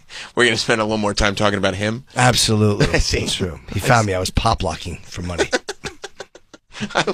I had found myself in a position where I was on the streets, yes, pop-locking for change. Yes. And he approached me. I painted myself a metallic silver and was pop-locking. Yes. And he said, granted, you do look like a statue. Yes. He said, you're not bad at this. Right. Unfortunately, this will never work because people don't believe that there are joints. Robots have joints putting the pieces together, and all of your parts kind of... They melt into each other. Yes, they don't believe. Yeah, there's not enough definition. Who look like a silver teardrop. You look more like a wrapped Hershey's Kiss. Mitch in Baltimore. Oh, yeah, Mitch. Hey, guys. Hey, man. Hello, Mitch. Big fan. Maybe a little nervous. It's my first time calling. I get that. Jimmy, I had sinus surgery on Friday. And at your suggestion, I bought the Navage, and holy shit, that thing is amazing. What did you have done in your sinuses? I had polyps in both sides. They cleaned them out. They did the turbinate shrinkage, whatever it was. It was fucking miserable for a few days. Yeah. But Monday, when they pulled those tubes out, holy shit, was that a relief. Good for you. And the Navage will take any of that gunk out. And after you do Navage and you look and you see what it's collected, you're like, how is that all in my head? That's crazy. Oh, yeah, I keep trying to show my wife, but she wants nothing to do with it. Not at all. But then you blow your nose and there's still a little liquid in there and it fucking all comes out in a rush. Good for you, sir. They told me I can't blow. They told me I can't blow my nose for 3 weeks. Oh, because of the surgery. Yeah, you're right. You don't want to blow it out. Okay. Well, when you can. Yeah, and sneezing is the most terrifying thing in the world right now. Yeah. Well, avoid the pepper. pepper. My nose is going to explode. Avoid the pepper. Yeah, all right. Well, I'm glad you like the Navage. It's honestly my favorite thing. Yeah. Whatever happened to Troy drinking the Navage water? The COVID happened, and then I'm like, we just didn't do it. He got out of it. Yeah. Oh, that's not a thing anymore. Yeah, so. No, I'm afraid that it would be like a little piece that was kind of crusted with blood on it, and then the slimy piece like a jellyfish, and then the blood piece would get caught in your teeth, and the other part would go halfway into your throat and stop. The back of your throat? Yeah, but it's hung up in your teeth. Yeah. Just sounds like good radio. Smell like sinus. Are you worried you'd get a taste for it? Thank you, Mitch. I'm worried that he would literally ask me every morning to bring it in, and he'd throw me a few bucks. Something you got to know about me, Jim. Daddy's got an appetite. All right, let's take our first break of the morning, huh? Got a lot to do today. Ew. Honestly, it's just spit. Troy, that could be yours. That could be you. Yeah. There's not much in there. Have a sip, bro. I think Seattle is going... I got a couple things to promote as a person who cares a great deal about my... I'm going to be the 5th in Milwaukee, the 6th of December in Chicago. Then I have Woodstock, New York, and I have Tarrytown, New York. I have Harrisburg, Pennsylvania. I have Utah. I have Washington, D.C. I have Point Pleasant, New Jersey.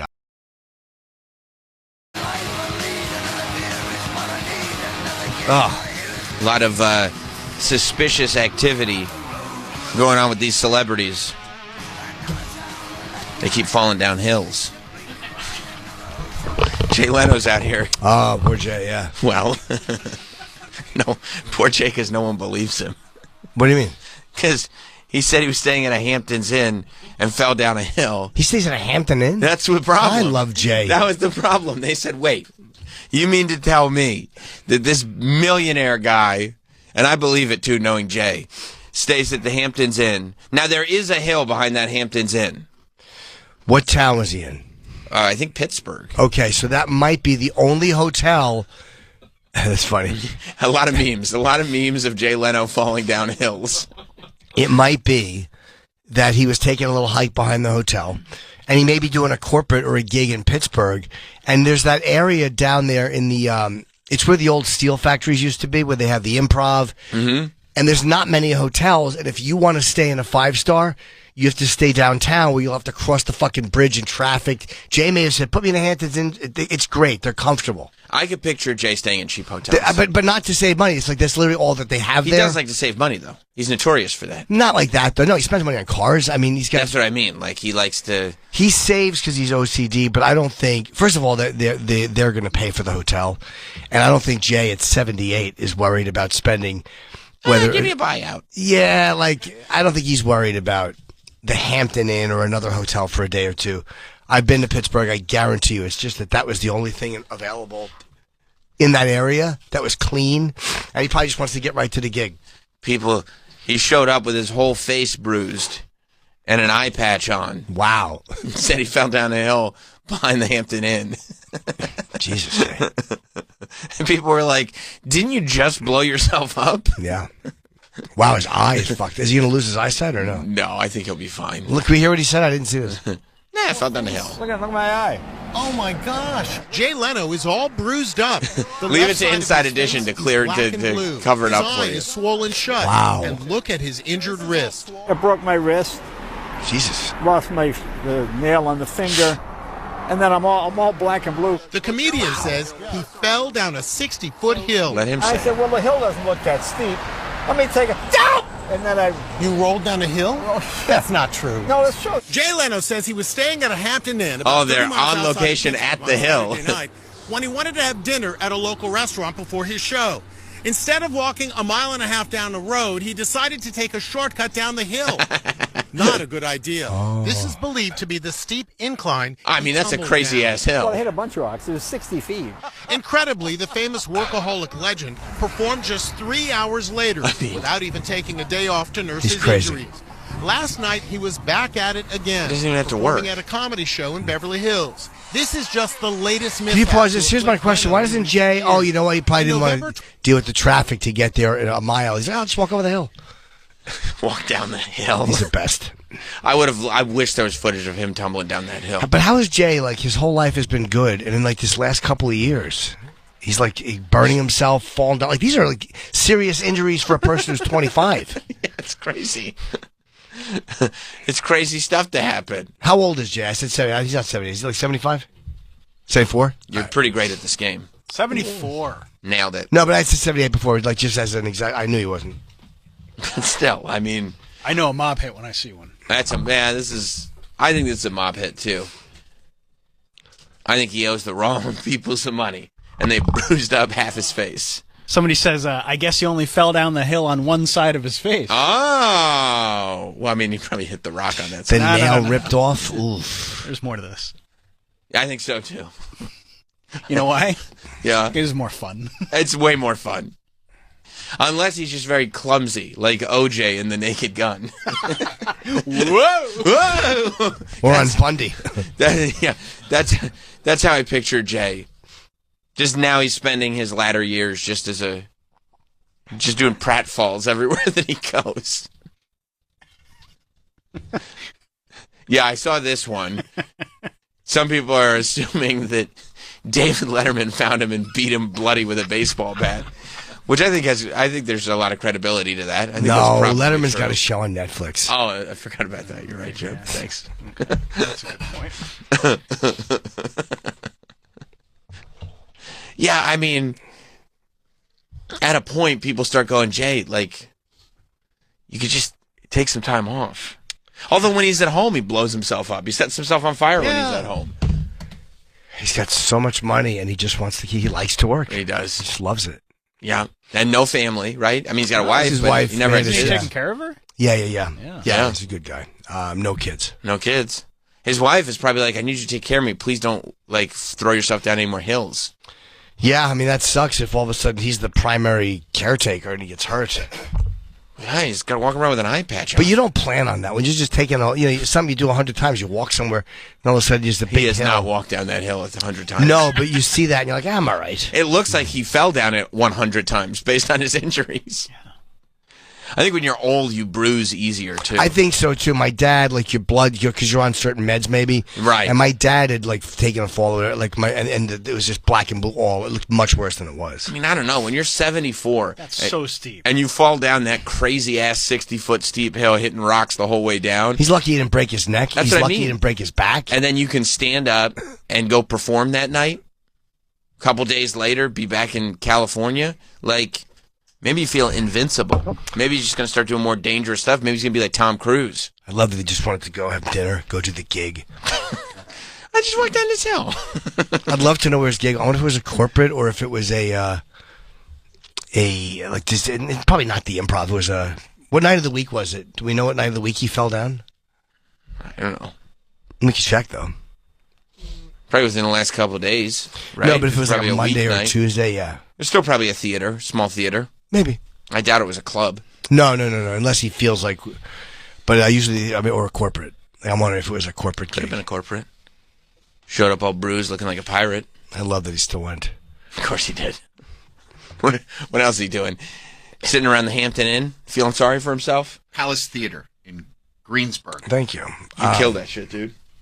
You wonder, he's walking on stage all bruised up, and people are like, we just want to see Jay. What happened? God, why does he have an eye patch on? This blows.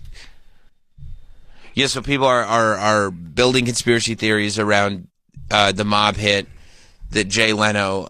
Some people think that this is his initiation to the Illuminati. Oh, they which, beat you, yeah. If Jay Leno is just now getting initiated into the Illuminati, I mean, you would think years and years and years ago.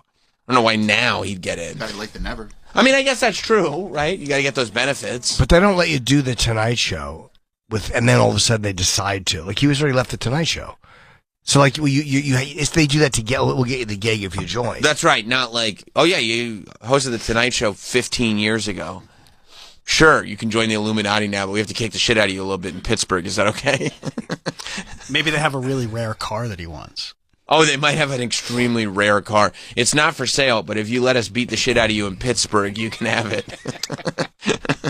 All right. Yeah, okay, all right. And he was probably back on a plane right after the gig, right to the airport. Yeah, flying private. He was in California. Yeah. With a broken hand. Yeah, there's no way he's fucking staying overnight after he's done.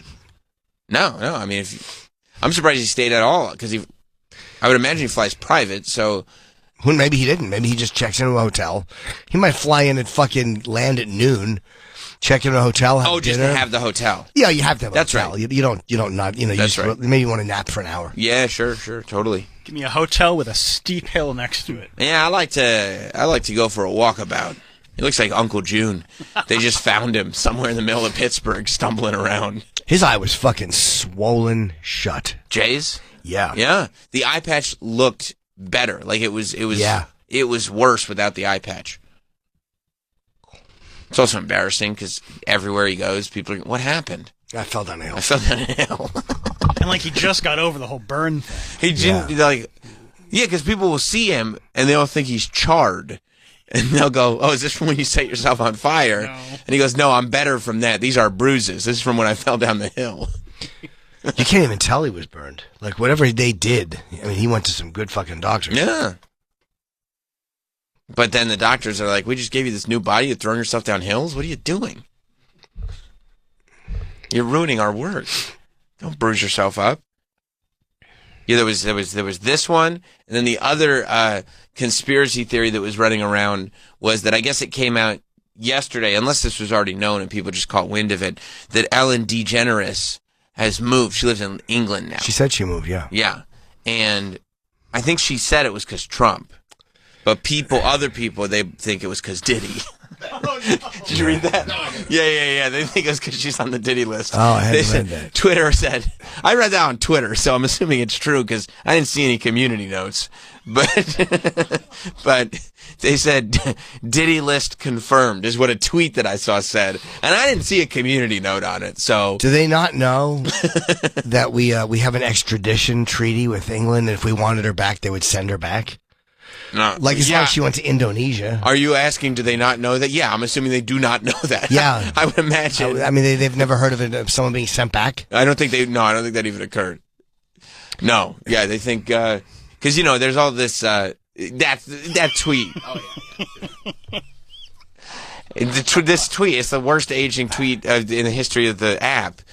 When Ellen wrote... Wait, did she actually write that? Yeah, that's a real tweet. Funny. From 2016. I guess Diddy was on her show a bunch. She has definitely gone to Diddy parties. I don't know if she stayed for the freak-offs, but she went to the parties. And she wrote, Happy Birthday, P. Diddy, Puff Daddy, Sean Combs, or as I call him, Cuddle McSnuggle stuff. Ugh. You don't need to know why. And, it's so funny. Cutesy. But it's so funny when stuff like this happens, because clearly this is when Ellen was still pretending to be nice, Yeah. And so, she's just being silly. But so many people on the internet read this tweet. Of course, they take it literally, and they go, oh, there's a reason why. Why did she call him Cuddle McSnuggle stuff? What's the secret relationship? Maybe she really was nasty. Maybe she did go to those parties. Maybe she was like a ringleader. You know what I mean? Maybe she was like a baby oil. She would squirt the oil in. You think she was the... Yeah, put a shoe in her asshole. Oh, good. The oil distributor is here. She would make all her producers come and get fucking things inserted into them. That's right. Whoever had that bad breath that time. Yeah. Whoever fucked up one of the cue cards. If you think she was mean on set, you haven't heard the least of it. Oh, he's thinking about it. The truth is coming out. Yeah. Cuddle McSnuggle stuff. Yeah. You have to try so hard to be adorable. Shut the fuck up.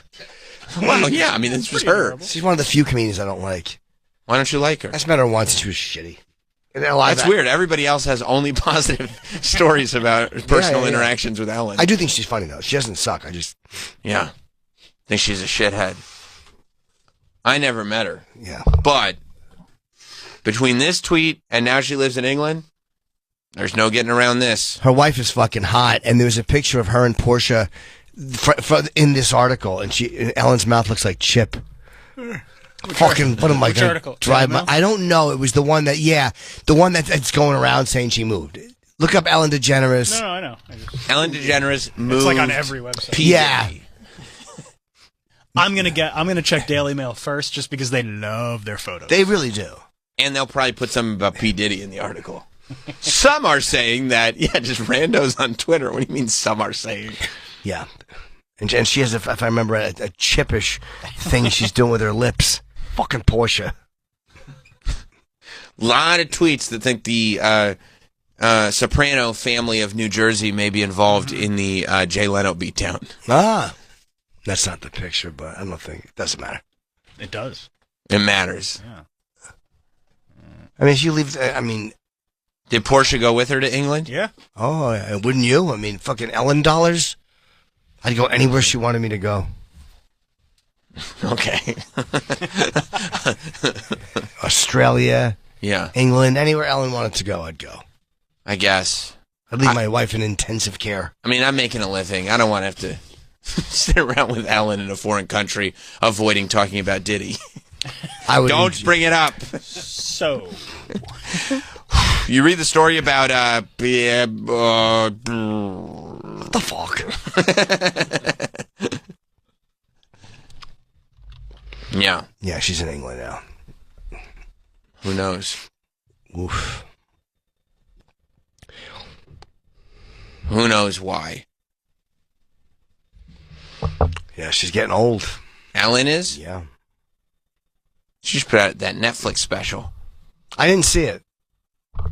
Yeah, I guess she thought it was going to maybe repair her image, but it did not. I remember seeing her when she was a young comic, on some special, and she had she was still pretending she liked guys, and she had a mullet, and she was very cute, and she was very funny. She's a good comic. Comedy Central used to play her specials all the time. That's right. Hilarious. That's right. Yeah, this might have been some young comedian special. It was before No one knew who she was. Yeah. And then the show, of course, then her shows. She blew up pretty quick in stand-up. I was watching something about her. Like, she like, was just kind of a natural at it. And real quick, started getting gigs and Yeah, stuff. she's a very good comic, yeah. Like, people can hate her, but you can't say she sucks. And her show was huge for a minute. Her sitcom. I remember even Elton John said, like, when she finally came out, he's like, all right, we get it. Now just be funny. Like, because she kept talking about it without jokes. And he's like, just be funny. Yeah. Like, it was a weird time, too. It was, yeah. Would have been very different if that had happened, in the last 12, 15 years. Yeah. Maybe. I don't remember what year it was. I'm guessing 90s. Was the 90s, right? Like 96, 97? 97, something like that. When she came out on the show? Yeah. Well, yeah, like she came out personally and on the show at the same time, kind of. Yeah, that was 97. Yeah. Wow. And then I did see that John Stamos made a huge sacrifice. Our friend who did the show, Sure. Dave Coulier, announced that he has cancer. He had cancer. And so, can you show the photo of the two of them together that really... Instagram? Instagram. It was all over, bro. Well, I mean, I have, like, articles, but it kind of, like, blows the... Oh, of what? Huh? You can't give articles. Yeah, I was a surprise. Dave Coulier announced it. And John Stamos wanted to show his support. Why are you laughing, Dom? He's got cancer. Oh, I wasn't laughing at that. Did he shave his head? I mean, that's real, or is that bullshit? No, it looks photoshopped. He wanted to support him. So, as you see in the caption, nothing like throwing on a bald cap and flexing some Photoshop skills to show some love and solidarity with my bro Dave Coulier. What a fucking non-helpful thing. Shave your fucking head. No, he's got too good a head of hair. And at that age, here's the thing. With John Stamos, at that age, if you shave your head and it doesn't come back, that was a mistake. What a shallow gesture. Dave Coulier is defending him, saying that he appreciated the gesture. What's he gonna say? His asshole friend did something stupid in a bald cap? He says, John knows how to cheer me up, and I laughed out loud when he arrived wearing a bald cap. That's great, but that doesn't mean we do a photo shoot with it. Like, Post it online? If you show up with a ball cap on to surprise your friend and make him laugh, that's totally fine. In private. In private. Yeah. But to, like, post it online and then to also Photoshop. He didn't even, like, the photos aren't even, well, obviously John Stamos is wearing a ball cap. Clearly Photoshop. As a prank. Well, yeah, because you Photoshop out the line. It looks so stupid. So you can't tell that it's a ball cap, but it's... It defeats what you're supposed to do when you shave your head in solidarity. Well, yeah, it's not solidarity, because Dave Coulier is not wearing a ball cap. He shaves his head. He's got to go through chemo. He got a tough road ahead of him. What stage is it? Stage 3, I think? Don't know. And is it leukemia? I don't remember what It's type. non-Hodgkin's lymphoma. And that's the one that is curable, right? He said that 90%. that it looks really good. Good, that's great. Yeah. He's a nice dude. Yeah, he's a good dude, for sure. Yeah, I mean, it's just good to know when you got Stage friends. 3. Oof. Stage 3 non-Hodgkin lymphoma. Well, at least his friend showed up. Yeah, cut. Well, I mean, he showed up. Literally just showed up. Though. No, but I mean, he showed up with the bald cap, and that'll make everybody feel better. You're sitting there vomiting into a bucket, and he takes his bald cap off and fixes his hair. Yeah. And fucks a model. But he's even, like, Stamos even has the face in the photo, like, yeah, I did it. Yeah. Yes. Hey, look at this. I did it out of solidarity. You wonder for a second, when he posted, before he added the caption, he's like, maybe I can get credit for this? No, let me be honest in the caption. Because it looks like he's not trying to do it as a bit in the photo. You know what I mean? Yeah, he debated it. He debated it. And then someone's going to be like, well, no, they took pictures of you 8 minutes after you left there. They're going to see you, John. Yeah, you man. can't. All right. You're right. Admit the bald cap in the Photoshop. And his friend is politely smiling. By the way, look who's hollering. Why did Karen Feehan like this photo? Because she's just trying to be in the mix. What'd she say? She's trying to be in the mix. She threw a like. Oh, my God. So did Joe DeRosa. Oh. Two of them. The two of them. A couple of climbers. Trying to be in. You think they're trying to be in the mix? They're trying to be in the conversation. I don't gotcha. like it. I object. The fact that they liked that vehemently photo. object to both of those likes. Yeah, me too. Here's what Dave said. I'm sorry to see a bunch of negative comments just as I've begun my cancer journey. I get where that would be a bummer for him. Sure. It's our friendship, and this is how, it's our friendship, and this is how we are handling a very tough time. I'm a comedian, and humor is what drives me. John knows how to cheer me up, and I laughed out loud when he arrived wearing a bald cap, being a true, loving friend and brother. I have heard from so many people who have been inspired enough by my words and actions to say that they're going to check in with their doctors and get mammograms, a colonoscopy, or a prostate exam. I'm still going to laugh in the face of adversity. I thought he was going to say I'm still going to laugh in their face, in the face of adversity. In the face of those who don't make it. Right. He says, when I lost my sister, Sharon, my mother, Arlen? And my niece, Shannon, to cancer, we tried to stay positive, and we made each other laugh through the worst of it. So I'm choosing to spread the word about early cancer detection to help people. That's just who I am. I wish nothing but love for all of you. I mean, Dave, cut it out. You know what I mean? Like, we're on your side. No one's against Dave, and it was a douchey thing, so people are just making fun of him. The pictures are the problem. No one's offended by it. If it were photos of Stamos wearing a bald cap with no Photoshop, like you could tell it was a bald cap, and the two of them are laughing together, then you go, oh, Stamos, you would honestly, it would be a positive. You go, oh, Stamos is a fun guy. He's I joking wouldn't say around. Like that, though. I don't call him by his last name. No? No. You would, right, Travis? Stamos again. Oh, yeah. Because the Disney stuff in the backyard. Yeah. I'm being very nice. I think this is a very funny thing that he did. Now you get it, right? Yeah. You didn't get it at first. Not at first, but now that it's been explained to me, You I get think it. it's Hey, very little funny. buddy. Yeah. Oh, no. Uncle Jesse can't do anything wrong. Right. Yeah. Because of all the cool Disney stuff that he has. And backyard. Backyard, in the house. Yeah. He's the man. But like to add the Photoshop and then give the serious smile face, like the handsome smile face, that's the problem. Because you know when you look at that photo, if you don't read the caption, you go, wow. He did it. Uncle Jesse did it. Good for him, man. He's so handsome. I think either way is fine. You do.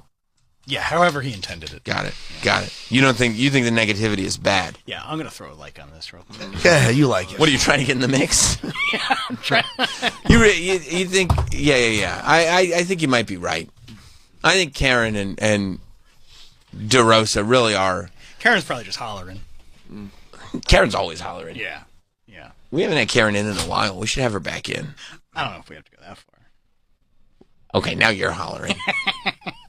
Travis always loves negging the girls. We'll get Karen in. Yeah, because I want to know. You want to know what this is all about? What about it was the like? I want explain it to me, because maybe. Did you like? What did you like? Because maybe it's legit. I mean, I know what I like. What? Just that John Stamos is a cool guy. Has a big D in the backyard. Yeah, big D in the front too. Big D wherever he goes. Yeah. I think you got to sometimes take his Disney memorabilia out of the equation, because this is a rough one. That's weird, huh? But okay. And you had to know, too. If I take the Disney memorabilia out of the equation... You know what the problem is? Weird. When he took the photo, he didn't understand what the reaction would be. No. That's the problem. Yeah. Like, he thought that people would go like, oh, man, this is great. What a solid dude. Not like... I mean... Dom, you didn't even know the story, right? You just saw the photo and you were like, that looks... Yeah. Do you want my opinion on it? I do. Yeah. I want your take. They're like mixed matched in intentions. He's coming in a bald cap to make like sort of like fun and haha and make levity out of That's it. right. But you've got like a People magazine serious cover. That's right. With like a funny intention. If they had goofy faces and That's that was right. it, it'd be hilarious. Otherwise, this pose would be great if he just had his normal hair and had his arm around him. Or if he'd actually shaved his head, that pose would be good. Exactly. Yeah. So it's kind of like it's too serious for something that was meant to be funny. I think he's going for the double dip. And I think that's what backfired. I think he's gluttonous, but yeah. I think he's yeah, that's right. I think he's trying to get the cred that he would have gotten had it not been a funny thing. But it was a funny thing, so that's his excuse. Well, I think the issue is that it wasn't presented as a funny thing, and That's Dave right. had to He was joking. later say, no, this was a joke. It was a joke! When Stamos, because that's what we call him, That's right. posts nothing like throwing on a bald cap and flexing some Photoshop skills to show some love and solidarity with my bro. That's like, oh, he's serious. That sounds serious. And especially when you check and you're like, oh, Feehan liked this. This must be a real She thing. did. Yeah, she's hoping that he sees her name and then goes, I wonder if she has a great ass. Right.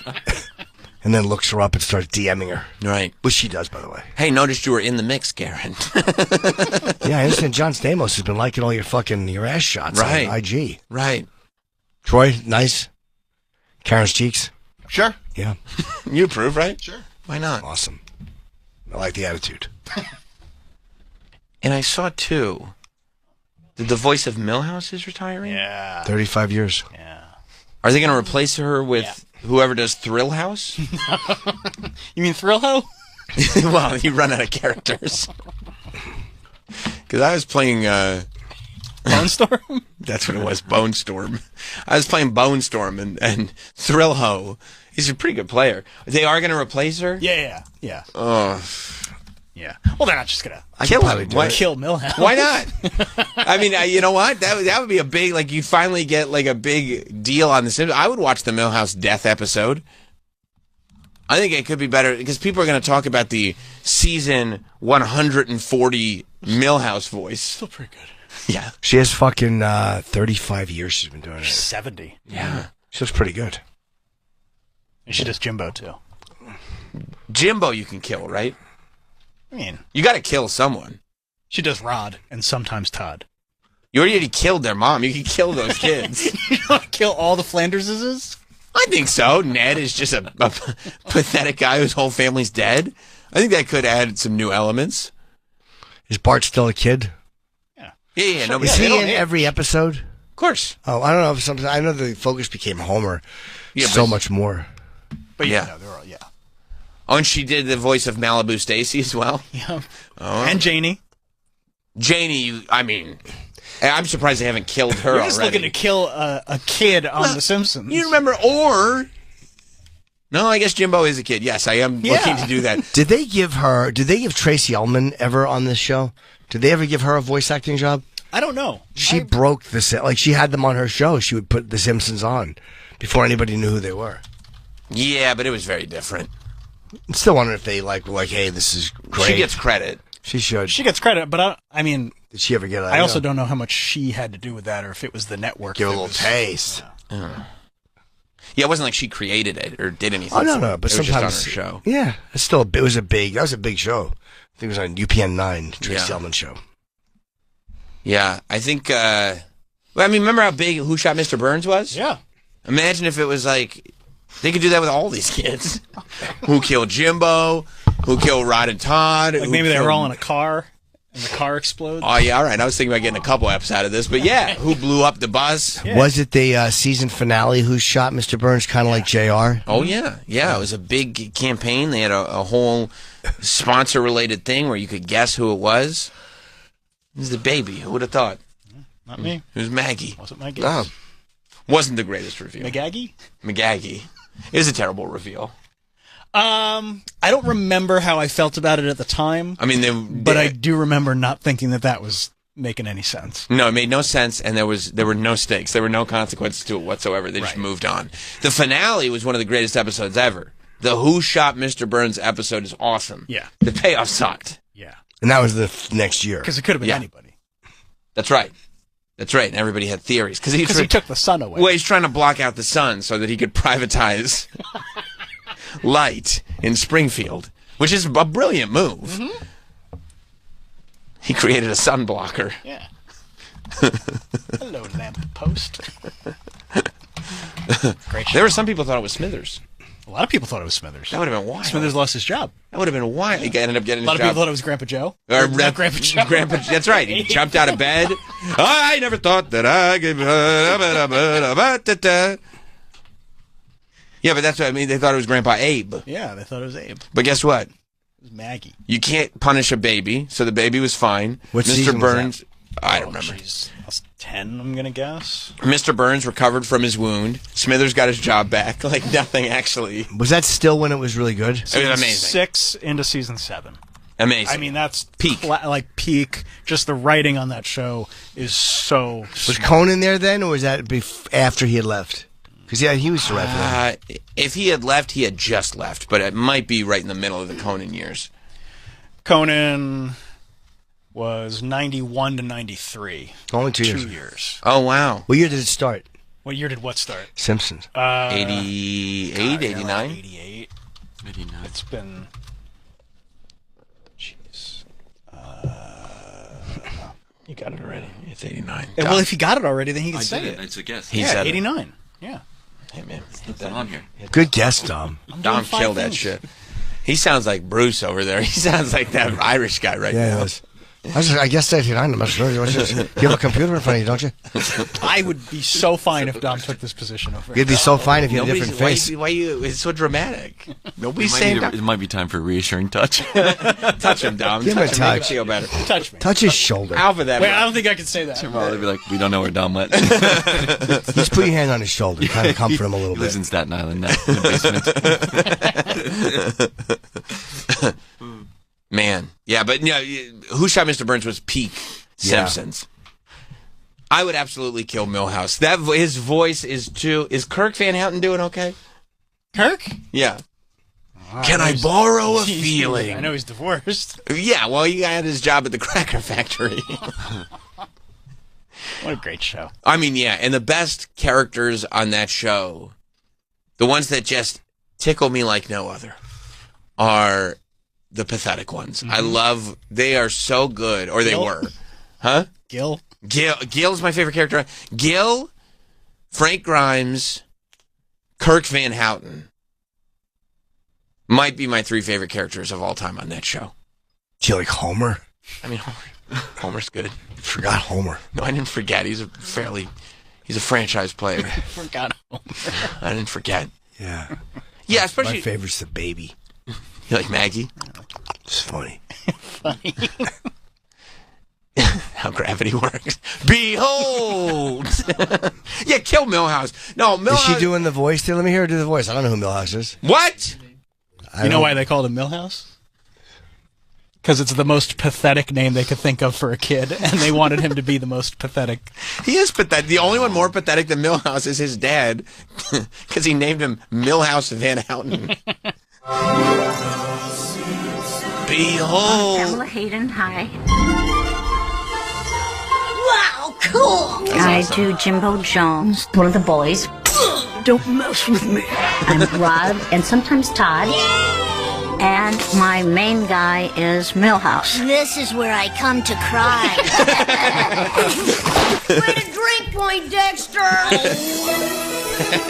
People come up to me and they quote Milhouse lines. I've said Jiminy Dilliker so many times the words have lost all meaning. People are always saying what a nerd he is. What's up? But one thing that I love about Milhouse is he's always getting knocked down, but he keeps getting up. Come on, relax. I'm never giving up. Here he is. Not again! I love the little guy. It's this wonderful analogy for life. You put your glasses back on and you go on. Oh, Milhouse. Everything's coming up Milhouse. I went time fell down. I can do it. All right, you can. Phenomenal. Yeah, I'll do Milhouse. You think you can do it? Yeah. I'm a nerd. That's actually very good. Greatest job in the world. This is so much fun. How many clips in that montage were from the old episodes? Most. Yeah, almost everything was from the first 12 seasons. Which is a great Yeah, run. season 13. It's not bad. No. Hold on, what do you mean, Sam? It's getting worse. I'm going to do Milhouse. It's getting slightly worse. I as should we go. audition. Yep. What are you, Milhouse Kane? Hey, man. Hey. That does sound a little like Hey, you want to exchange blood tests? I got glasses. Millhouse. Yeah. You want a blowjob? What are you, gay? Millhouse. Hey, Bart. Hey, Bart, what are you, gay? You want a blowjob? Milhouse King. No, I think they're on season 30 something or other. 36. God bless them. I don't care. Let the show go on forever, but I mean, Is it the same guy doing Homer? Yeah, it's the same guy doing all the main characters. Love to know. One guy does most of those characters? No, same guy's doing. Oh, There's for a everyone. cast of it. I What's wonder his what name? he Dan makes. Yeah. Castellano. I wonder what he makes a year. It's a lot. For The Simpsons? Yeah, he's got to be. It's great. Yeah, they went on. I don't know if it was strike, but they all held out to get more money a few years back. 300 maybe. Yeah, 1, 2, 3, 4, 5. The main 6 get 300,000 an episode. That's The good. Sweet Six, they call them. Yeah, It's a lot of money, yeah. that alone comes to about $7 million per season for each actor. For not a lot of work. Like, meaning... No, but they're essential. They're essential Like- characters, yeah, but you don't... He It's is not Homer. like most actors that have to go on set and film and shoot. Like, you know, Hank Azaria was just in here the other week saying how it's really... Do you mean Bruce Springsteen? I definitely mean Hank Azaria. But it's saying that it was, like, really easy, It's know. easy, yeah. And Hank Azaria is one of those key component top people on that show. Let me hear Homer. I could probably do Homer. You think you could replace... Would you do it for cheaper than $300K? 100%. 120. You do it for 120. Yeah. What a scab. Okay. Homer. Do you remember, you know what his catchphrase is? Like, you know what his, I mean, I don't know why you have to pull up Homer. crap. It's not really his Pretty good. Well, he said, let me hear Homer, so I was just going to pull up some good Homer clips. Yeah, let me hear Homer clip. Yeah. I mean, that was really good. Yeah, that was... all right, here's his catchphrase. That's it. You got it. All right, now you do it. That's Do. You know what? Do. Dow. You talking about Christopher Simpson? Yeah. Don't panic. Just come up with a good story. My name is Mr. Burns. Dad may have gained a little weight, but he's not some kind of food-crazed maniac. The raspberry. He gained weight. He went back to college. What? Oh, pooh, I would never. Or would I? I've already... Would I do that? Yeah, Homer's easy. Okay. All right. Sweet, merciful crap. You know that line. Yeah. This is Homer fantasizing about what would happen if he robbed the Quickie Mart. He'd have a golden mansion.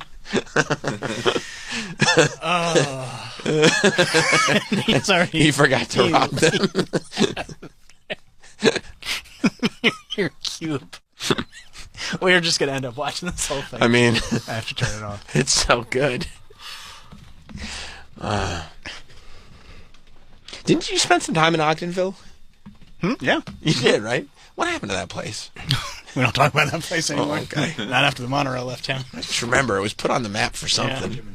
Was that at Disney? No. Episode of it's still Simpsons reference. Oh, I didn't know. Well, Yeah. didn't they have a Simpsons town at Disney? No, it's Universal. Oh, okay. Yeah. Did you go to it? No, no. He says he would never step foot in Universal because they're the competition. Well, Universal's great. Did you ever go? Have you been to Super Mario World yet? No. Everybody says it's really cool. I want to go. I want to go too. Yeah. Then Simpsons World is still up, right? No, I think they closed it. Did they replace it with Mario World? I think it's either replaced with that or it's being replaced with something else. I think. why'd they close it? Too many people? Yep.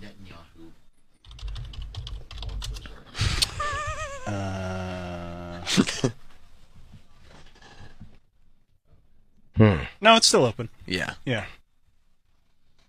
Yeah, I haven't been to Universal in a very long time. Me neither. It's been yeah.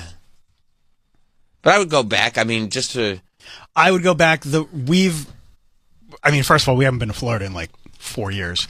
But we were always waiting until Riley was tall enough to like ride everything at Universal so we could actually make it worth it because there's so many roller coasters at Universal.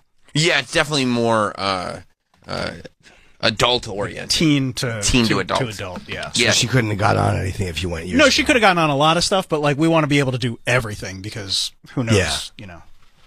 Yeah. Yeah, we'll do that. Do you ever go on a roller coaster with her? Yes. She likes them? Yes. Does Lisa like them? Yeah. I don't like them. Well, now that that's covered. I don't like them. No, I know you don't know. like. I know. Yeah, there's a lot more thrilling rides at Universal. Mm-hmm. They have thrill rides. Confrontation. I think that's down, but That I was a did good I did one. ride it. It was good. I remember Confrontation Grr. and Earthquake. Earthquake, Confrontation, and Jaws. Jaws, E.T. E.T. Those are the big Oh, ones. yeah. Back to the Future. Back to the Future, which has been gone for a long time. That's right. That's right. And then you went on the tour and got to see the Psycho House. Yeah, and the Golden Girls house. That I would like. You like the It's tour just with the the Psycho outside. House? Do you want to meet them? Yep. Yeah, they're in there. They're just hanging out. Blanche was like, "Come on in." Yeah, the Psycho House makes an appearance in the film Maxine. Because they're filming a movie. And it is actually supposed to be the house from Psycho. Is it only the front of the Psycho House, or is it actually No, a it's a house? full structure. But it's not like there's... It's not a house. Like, it's not like there's a whole... Right. Like, there's no rooms inside the house, but it's a structure. It's not... It's not a external. facade. Yeah. I know the Brady's. Wasn't the Brady's a real house? Or was that also bullshit? No, that's a real house. Yeah, because they didn't like... But did they shoot inside it? No, they didn't shoot Right, inside it, right. but it's a real house, and I think like one of those like home networks bought it and then like renovated it and then to sell it. It had a cool staircase. That was the Brady house. Was a very I would hope good so. house. Mike was for the architect.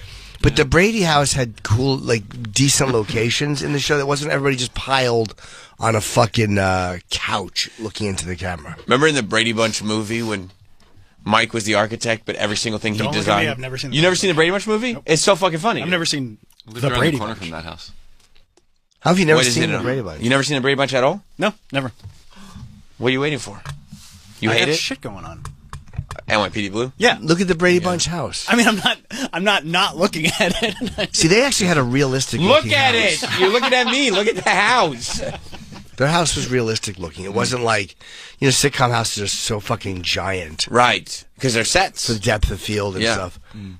Yeah, this was the Brady's. Very nice. I'd like to go in there, hang out. Travis. What? You're looking at your phone. Look at the fucking I don't want to house. look at the house. Look at it, dude. What, you want... Oh, yeah, look, there's that guy. Are you don't want to look at it because spoilers? Because you haven't seen the show? What if I watch the show later? You didn't see the movie in the 90s either? I've never seen any Brady Bunch thing. Because you hate it.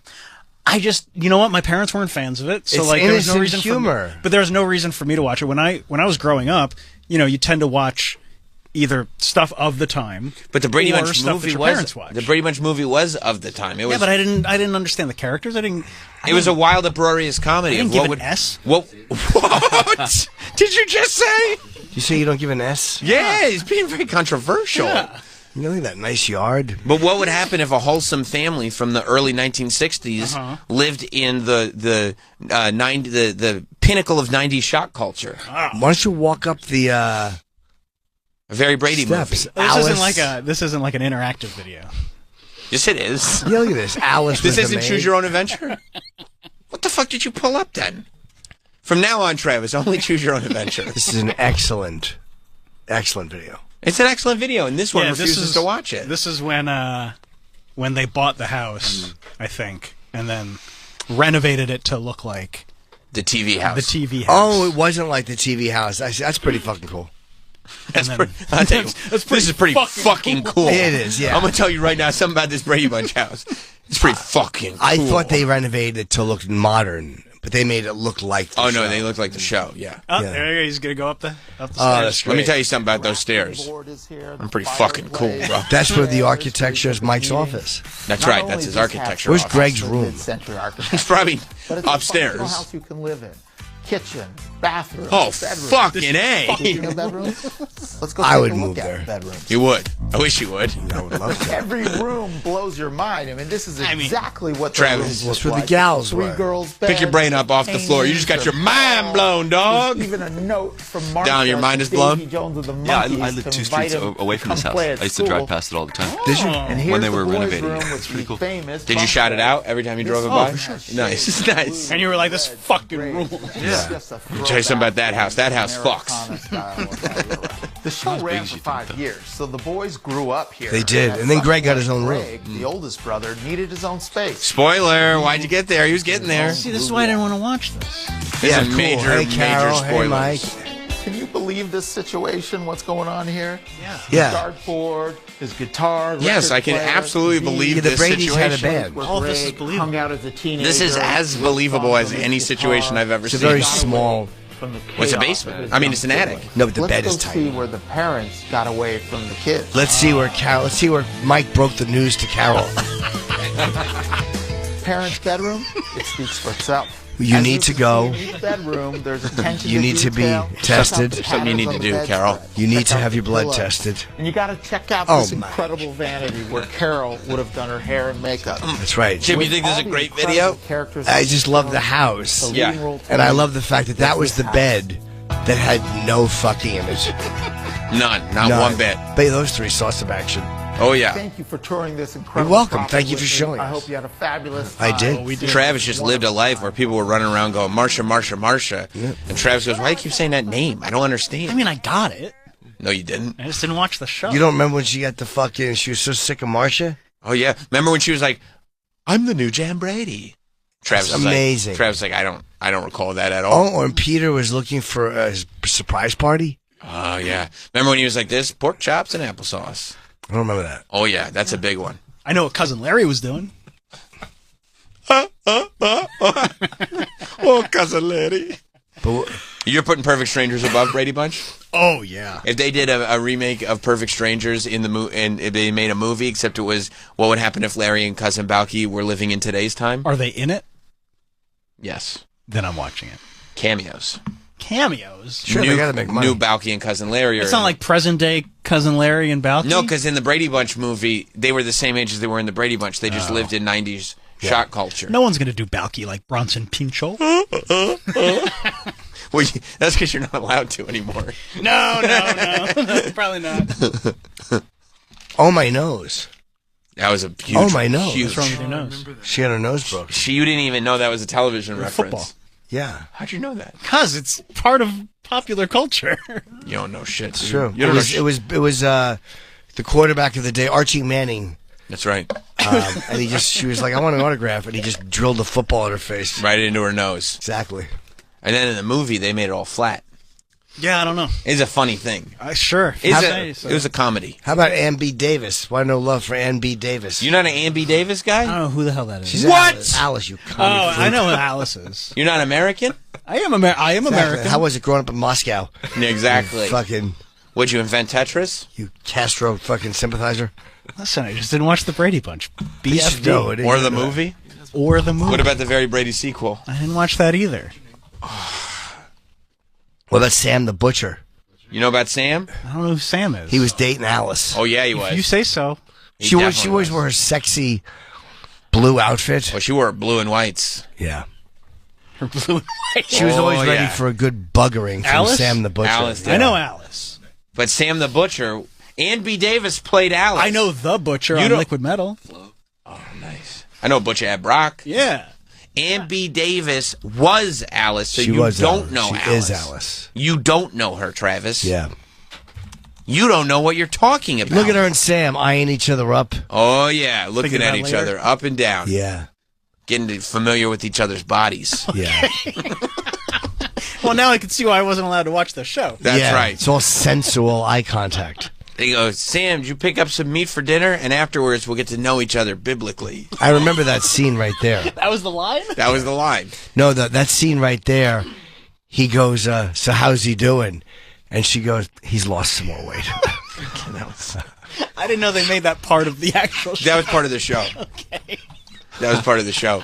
You never watched the Brady... And it had a laugh track? It did have a... Yeah, what they oh, thought was huge. funny. You got an applause break. At the time, it was very funny. Yeah. You didn't see the Brady Variety Hour? No. Well, put it on for a second. What are you doing? You commie? Put on some. Put on what? You want to see the Variety Hour? For a moment, the sure. spin-offs were the best parts. The Brady Variety Hour was a fucking was a huge hit. primetime success. I saw Viva Variety. Viva, well, that was where Johnny Blue Jeans first The broke Brady's out. had a lot of humor. Yeah, if you say so. And they were I'm also Johnny talented. Blue Jeans. Johnny Blue Jeans. Yeah, I know that. Do the introduction to the finale where the I guarantee it was his fucking idea to do the dancing. Oh, yeah, and also the sequence. Oh, my God. They're like, we'll just dress like normal. He's like, I want sequins. I know that's Florence Henderson. She's That's sexy not there. Florence Henderson. Sure it is. That's Mom Brady. It's Carol. That's Carol Brady, Mrs. Brady. That's Mrs. B. I know he's no longer with us. They figure if Neither we is she. have 6 of them, No, there's yeah, that's just right, no yeah. end to our energy. They think we're bionic. maybe they're right. Nice. Maybe See, they're wrong. See what I missed? shit. Yeah, you're not bionic. You are by something.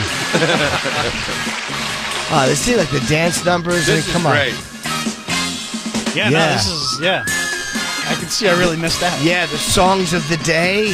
Turn the beat around. Yeah, a bunch of women in like orange wigs. Ah, come on. And is that the Brady kids back there? Oh, yeah, oh it my is. God, They're here gonna they sing come. Who do you think's going to sing the song? Except, didn't they have to get a different Cindy?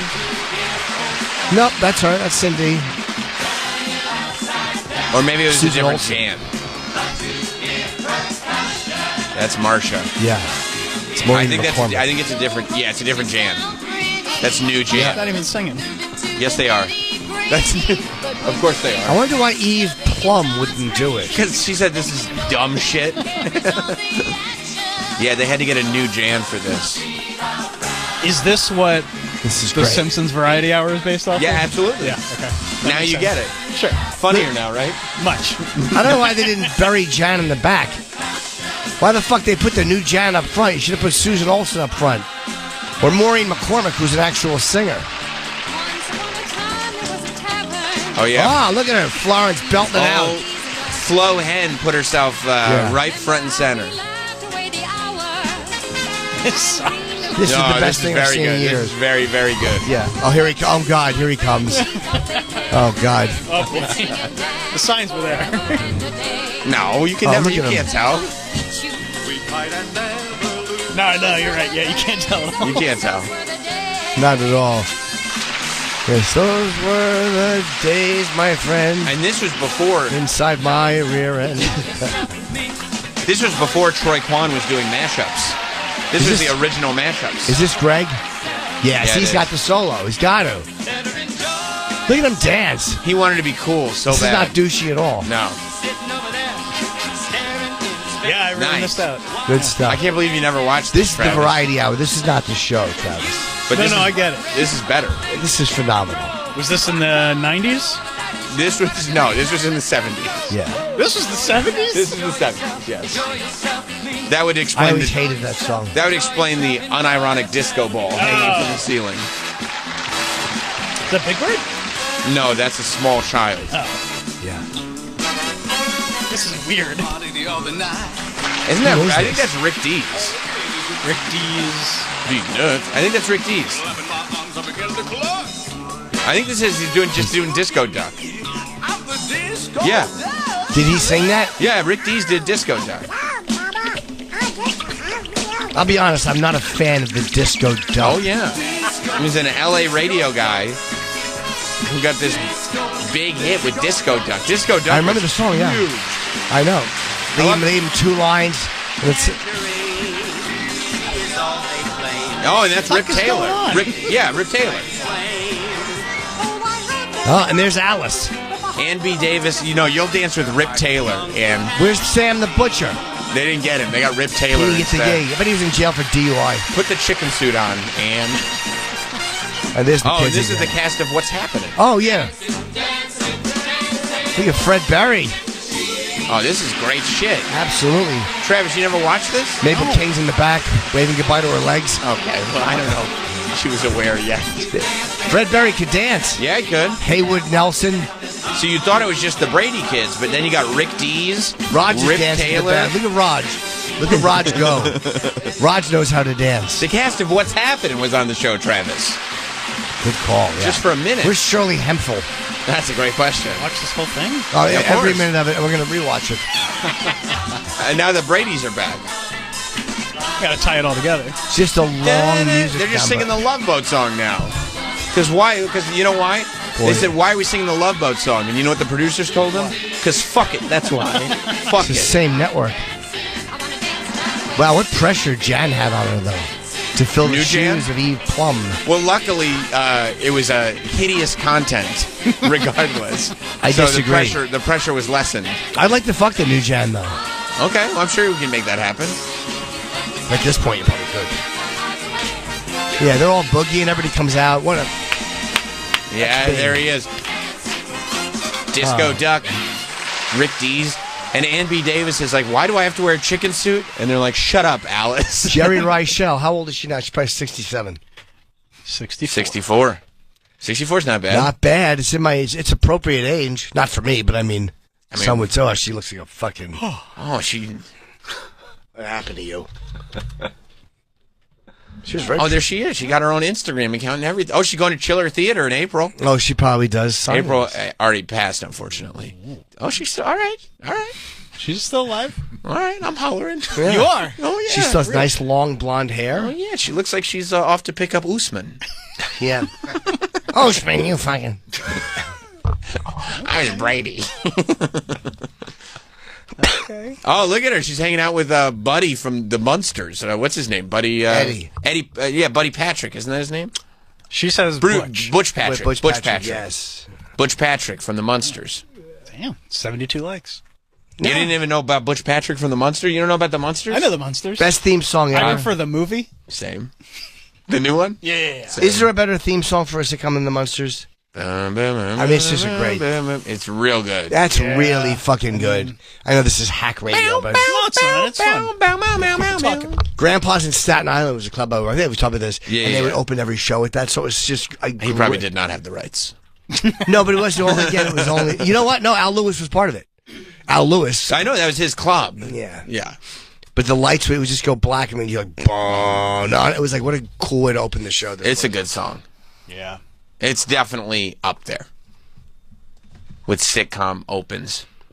Yeah. Because it wasn't cute. I mean, it was pretty cute. It was monsters. It was monsters being silly and goofy. It's. No, the theme song. I mean, it's pretty cute. Fred Gwynn as Herman is as cute as a Frankenstein as I've ever seen. Right, but the music is cool. Oh. Yvonne DiCarlo, I wouldn't mind sticking it to her. Little Elvira vibe. I love That's the one. cute, by the way. That is cute. This is This whole cute. thing is cute. This is absolutely a cute song. It's a very cool song. It's cool too, but it's cute. Sorry. Hi, Al. I can't hear you. Al Lewis. And this is the one they always call ugly. Yeah. Pat Priest, I would have definitely thrown some too. Marilyn Munster was the freak of the family, even though there's Butch. She was sexy as fuck. Yeah, but like the idea that theme song Pat is not Priest. cute is crazy. No, it's just good. I mean, it's great. Maud Cute is is not not bad, cute. but that's cute. Maud is just good. Well, Maud tells a story. Sure it does. You know, Maud is a great theme song. Betsy Ross had it all sewn up. That's right, Lady Godiva. Yeah. Yeah. Boy, did that go through my head like a fucking freight train. I mean, it's a great song. Have you heard it, Tom? No. You never heard the theme song from Maud?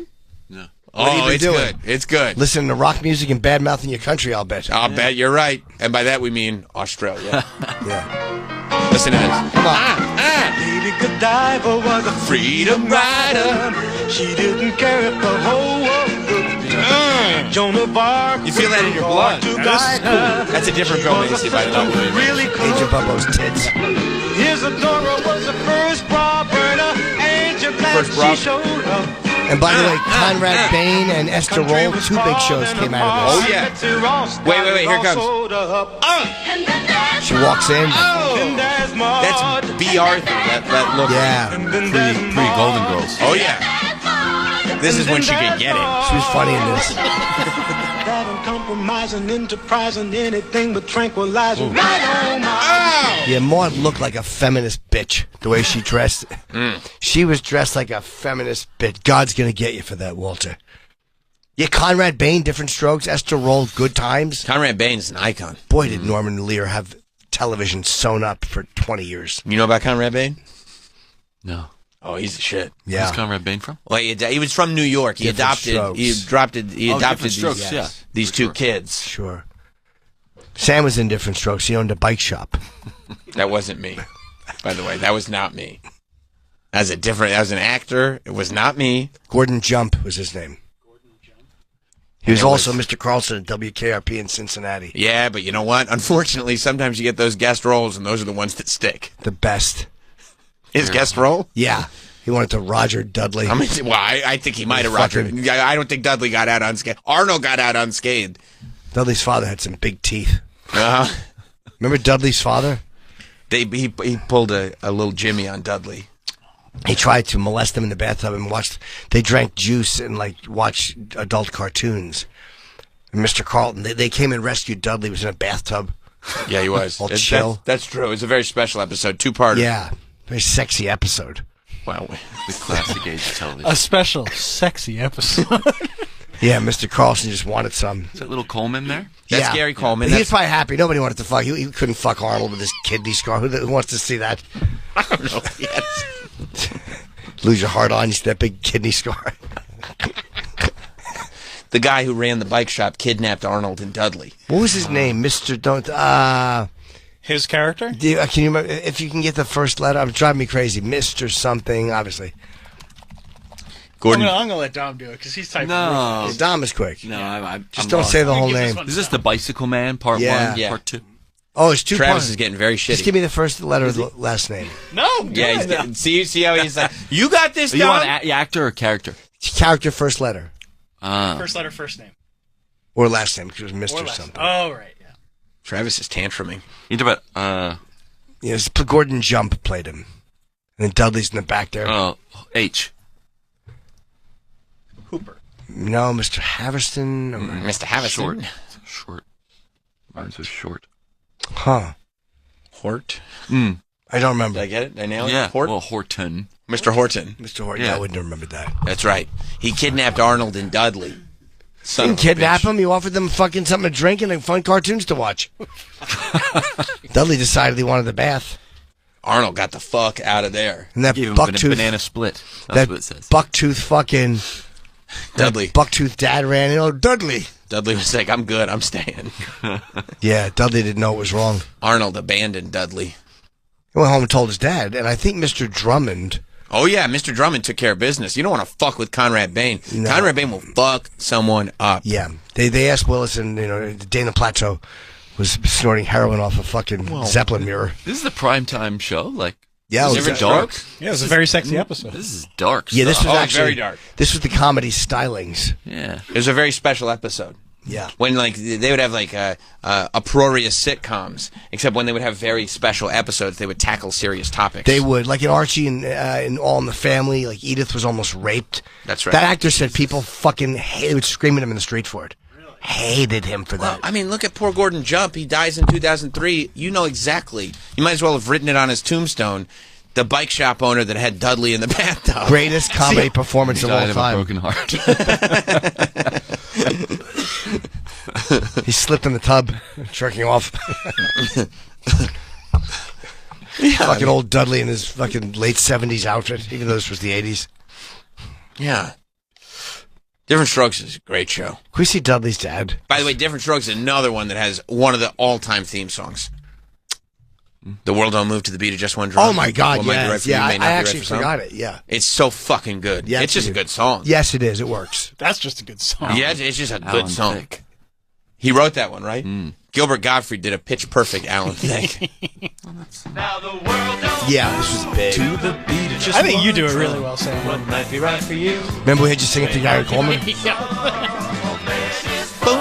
he's a man. And he wouldn't sign my Different Strokes? Really? No, he was cool to They me. got nothing but the dreams that they got. Oh, this is the long version. Different strokes it takes. And it's just in front of the city. There's no...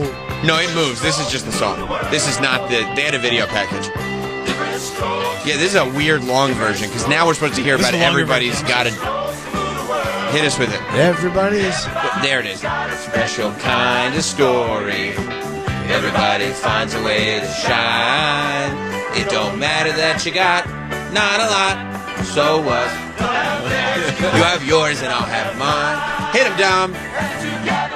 All right. You know, I'd like to see Sam singing this shirtless with his hands tied behind his back in a cartel video. They just make you sing the Different Strokes theme song. Together. Yeah. We'll be fine. And you're hearing the thwack of the axe on people. Yeah. One more time. One more time. Hey, he sings like a bird.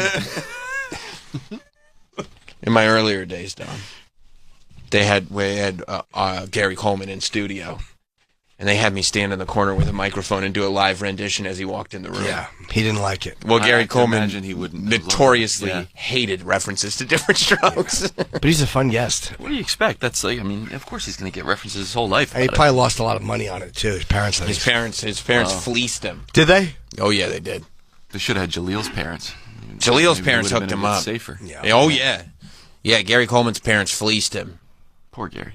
Yeah. Oh, there's Charlotte Ray. She was. Oh, that was Charlotte. that was. Oh, how about that? It goes from Conrad Bain on Maude. Maude, not Maude. Whatever. What do you watch? The Maude Squad. Maude. Maud. What's the name of the squad show? Mod Squad. Mod. Maude. Oh, That gotcha. was- MOD. Come on, Peggy Lipton and fucking Clarence Williams III played Link. That was a great show. Sam. You know all those names that you Yes. just said? Okay. You know All right. Clarence Williams III? Yes. You know that. Mod Squad. From the Oh, I guess you do know. Okay. He was Prince's father in Purple Rain. Right. Yeah, he's awesome. You know.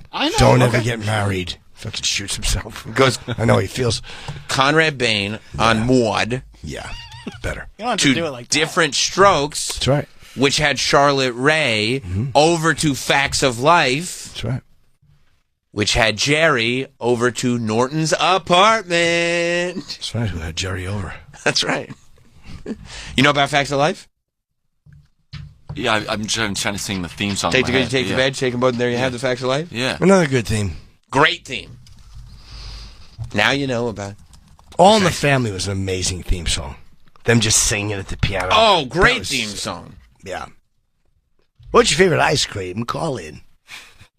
So I guess the Munsters isn't the best. sitcom. No, you're right. Maybe not, but it's just a nice one. Alan Thicke didn't do the Monsters, that's why. I never liked Seinfeld's theme. I thought it was terrible. I just don't like that. Well, I was listening to themes. Right. Yeah, like an accent. I just don't like that sound. That's fucked That's how up. Jerry feels about my voice. Boom, boom, boom, boom. Ba-ba-da-bow. I guess in a way it's a theme song because like It's an accent. Yeah. It's great. No, there's a musical at the end of it. Like I mean, it follows the same Sure. formula every time. It's a show about nothing and a song about nothing. Dom always brings it home. God damn, Dom. I mean, I've How seen does he do emotional it? home runs and How I've the hit them. fuck But does he do it? today's your day. I don't know. This is what I'm saying. Today is your day, bro. Did Jerry just walk in here? Yeah. I thought was that Jerry Seinfeld that I just heard in my headphones? That was amazing. Blair. What was that? Blair. Oh, that was Jerry. Homer and Jerry. Her father was played by the guy who played Mo Green in The Godfather. Oh, yeah, of course. Rocco something. I forget his last name. Remember Lisa Welcher who played Blair? Of course I do. She was sexy. There ain't not gonna be one day where I forget about Blair from The Facts of Life. Yeah. She made me a man. Yeah, she sure did. Yes, she Boy. did. Blair Warner on all those reruns. What's a rerun? On the USA, yeah, Blair Warner made me a man. I wrote a song about it. Yeah. What do you mean? What do I mean? Did you have a dance with the song? Or? No, there was no puberty. Oh, okay. I had not yet gone through puberty. What year is this? And then I saw Blair Warner. 2017. And boom, 2017. Yeah. I became a man finally. Pre-surgery penis? Pre-surgery. Yes.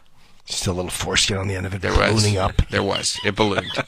It ballooned for one person. Penis looked like the roof of the Taj Mahal. That's right. That's right.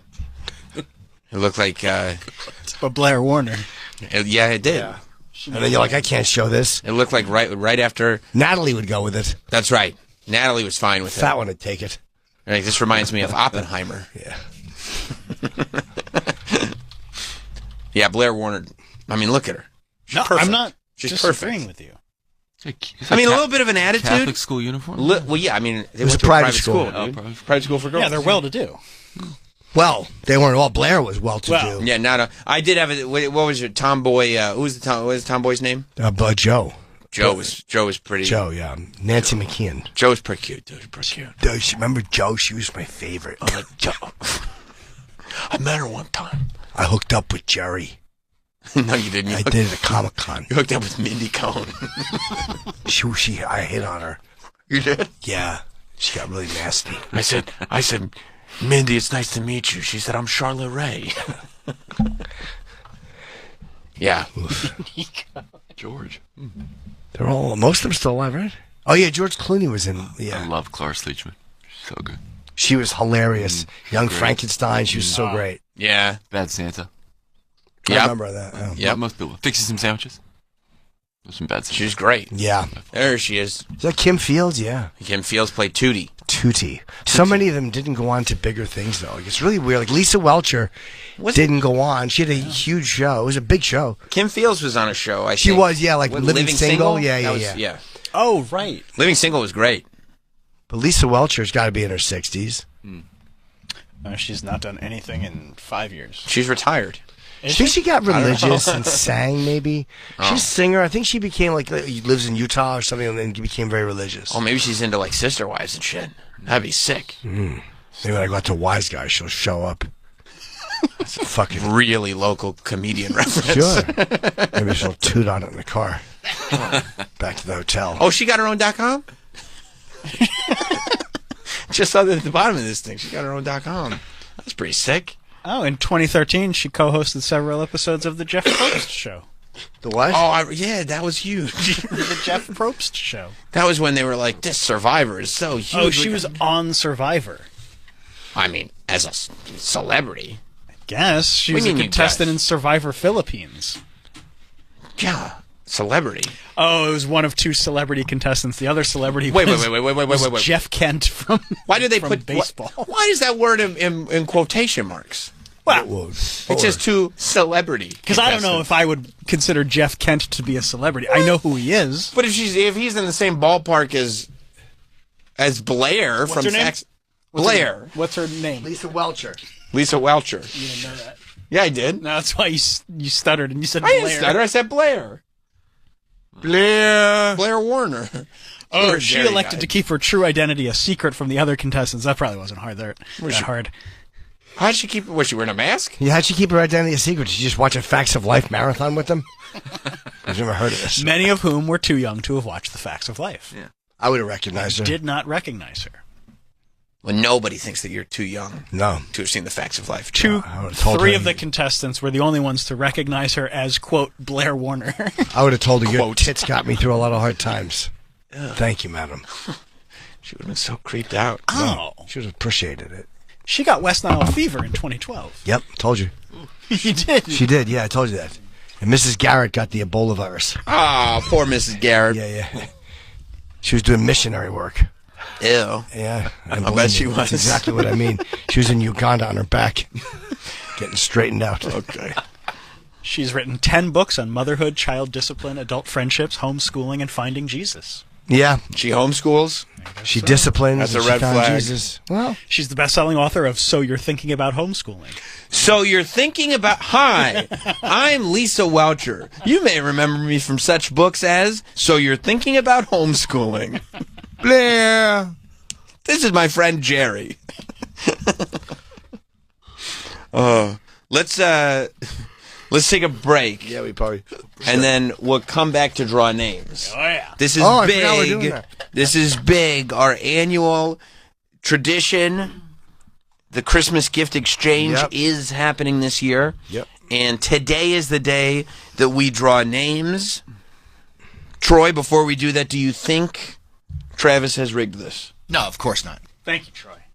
That sounded so sarcastic when you said it. Yeah, it was very facetious. It sounded very facetious. Do you think it sounded legit or facetious? Very facetious. Okay. It was dripping with sarcasm and facetious juice. Dom, I was coached outside. I was just going to say it. I will have you know that every year, Travis has been in charge of the names. She has. And every Boy.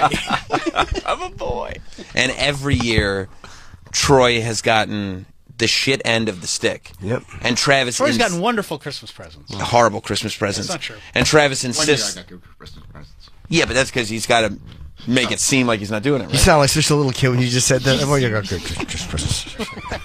I'm here to change that for Troy. Well, first of all, you're not even in the thing. I'm not in the thing. No, you can't. Yeah, we like that. I will do my No, best. he's not going to be around. I know. Where are you going to be? In Australia? Yeah. All right. And they don't even have Christmas in Australia. I'll call in, but February. We're all criminally insane.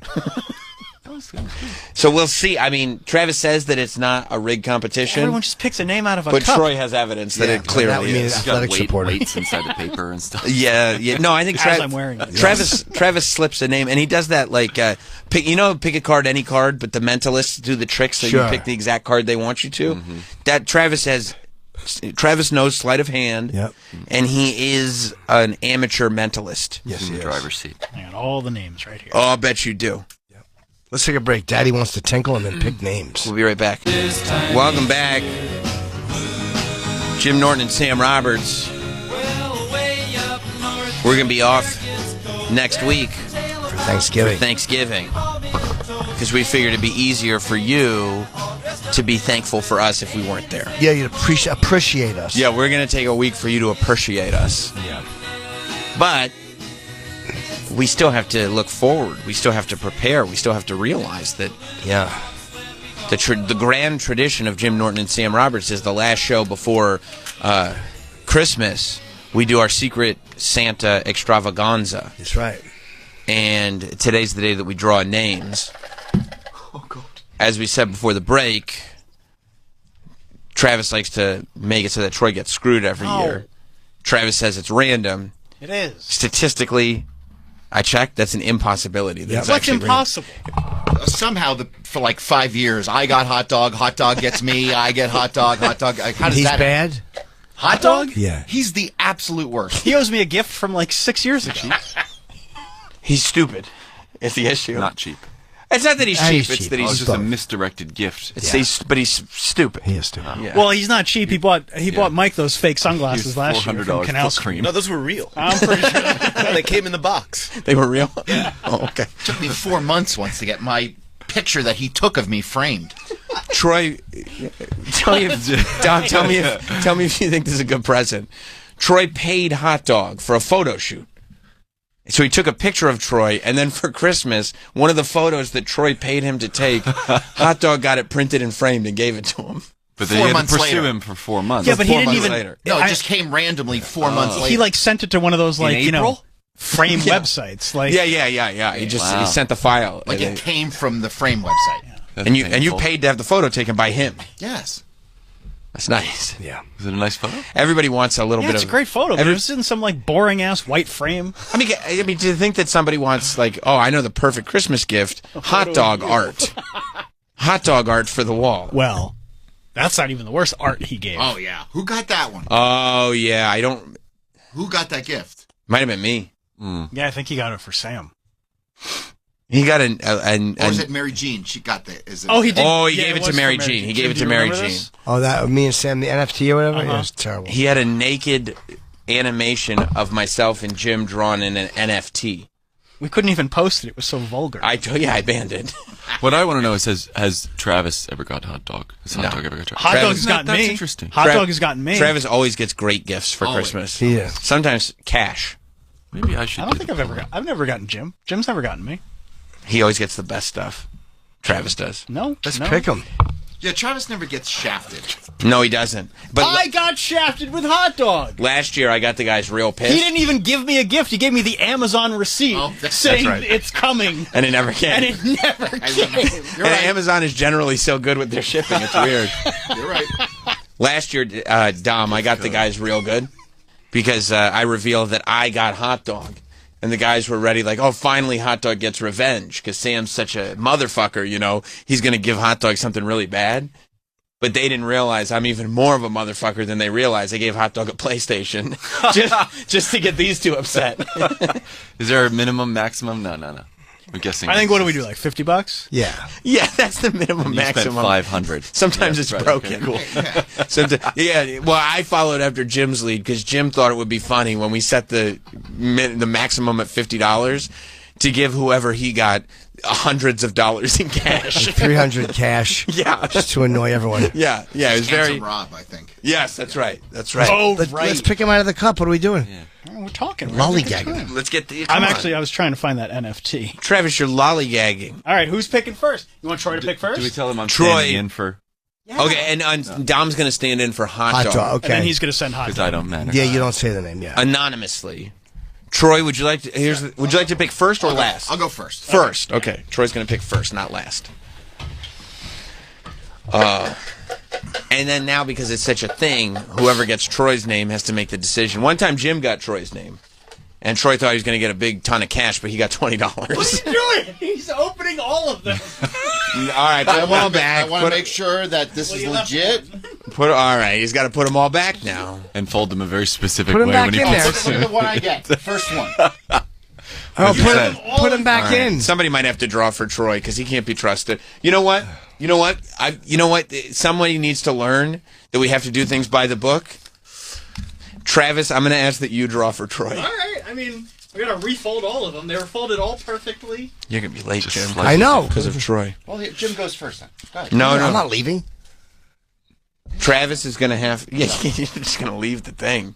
Travis, now you are going to have to draw for Troy. To like refold. I know.